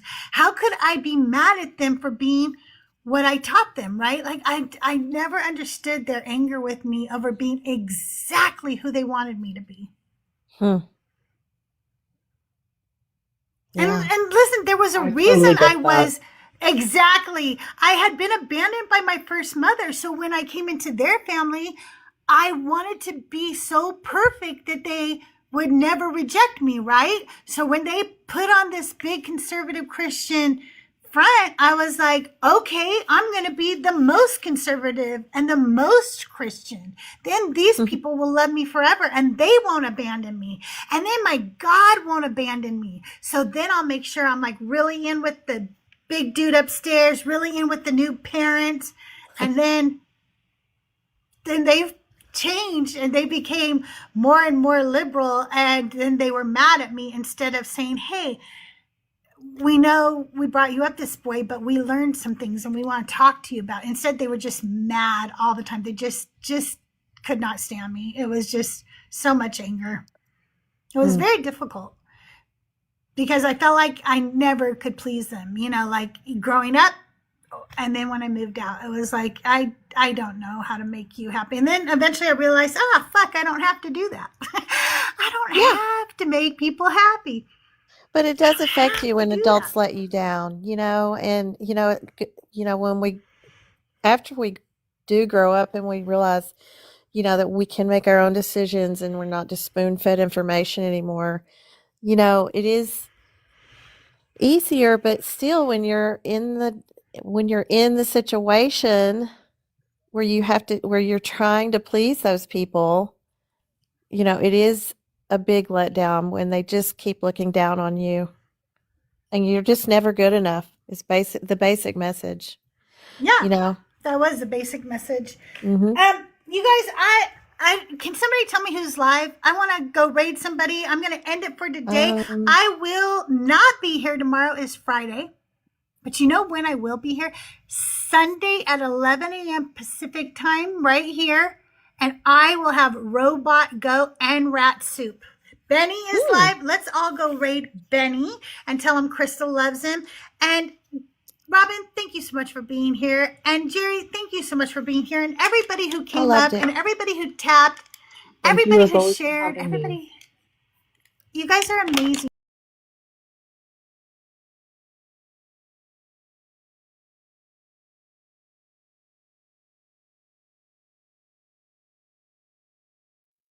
I couldn't hear anything that you guys just said. I said enjoy the free kit, and he said, well, if you guys would have killed us, you would have called us bad, so... Do you believe in... I just say it though, because that's what everything says.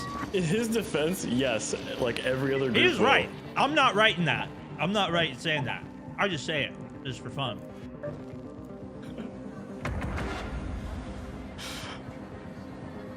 Next time I'm going to say, we're just PvEing, we're just doing quests. There you go. Dude, that worked that one time with that team on Blue Gate. Remember? Do you believe in roll tech after roll tech? Always rolling. I even hit him with a Pharaoh shot and hit a roll tech. Me? Are you looking at me? No, I was talking Stone. Oh, okay. I think he himself. I mean, he's eating. He's munching. He's getting the food buff. Uh-huh. I just got some chicken and rice. Right, fresh raid. Oh, maybe I can finally find my rotary encoder. I have one, Moskin. I didn't know you needed that. I found it. Now we live. I have one. Are you guys friendly? Kettle here if you want. I found your rusted medical thing. Oh, kettle would be good. Oh, wait, I got a rattler this time.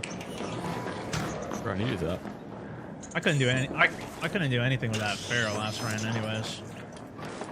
Thank you. Yeah. I'm not turning around a 1v3 close range with the Pharaoh against Soros, unfortunately. No. How much you can do there? Not much I could do there. Simply not working.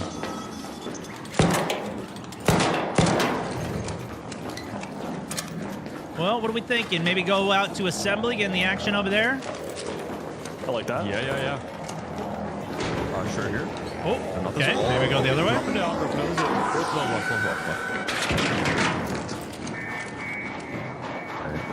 This way. Shots across. Player. Going. Pushing. Sending. Freaking Get a little life. stamina. You think Wait, they're don't through worry. to the right? Yeah, they should be right here. No? I wasn't sure if it was battery room all the way over there. I heard like a Yeah, it's rolling further. sound. It's towards battery.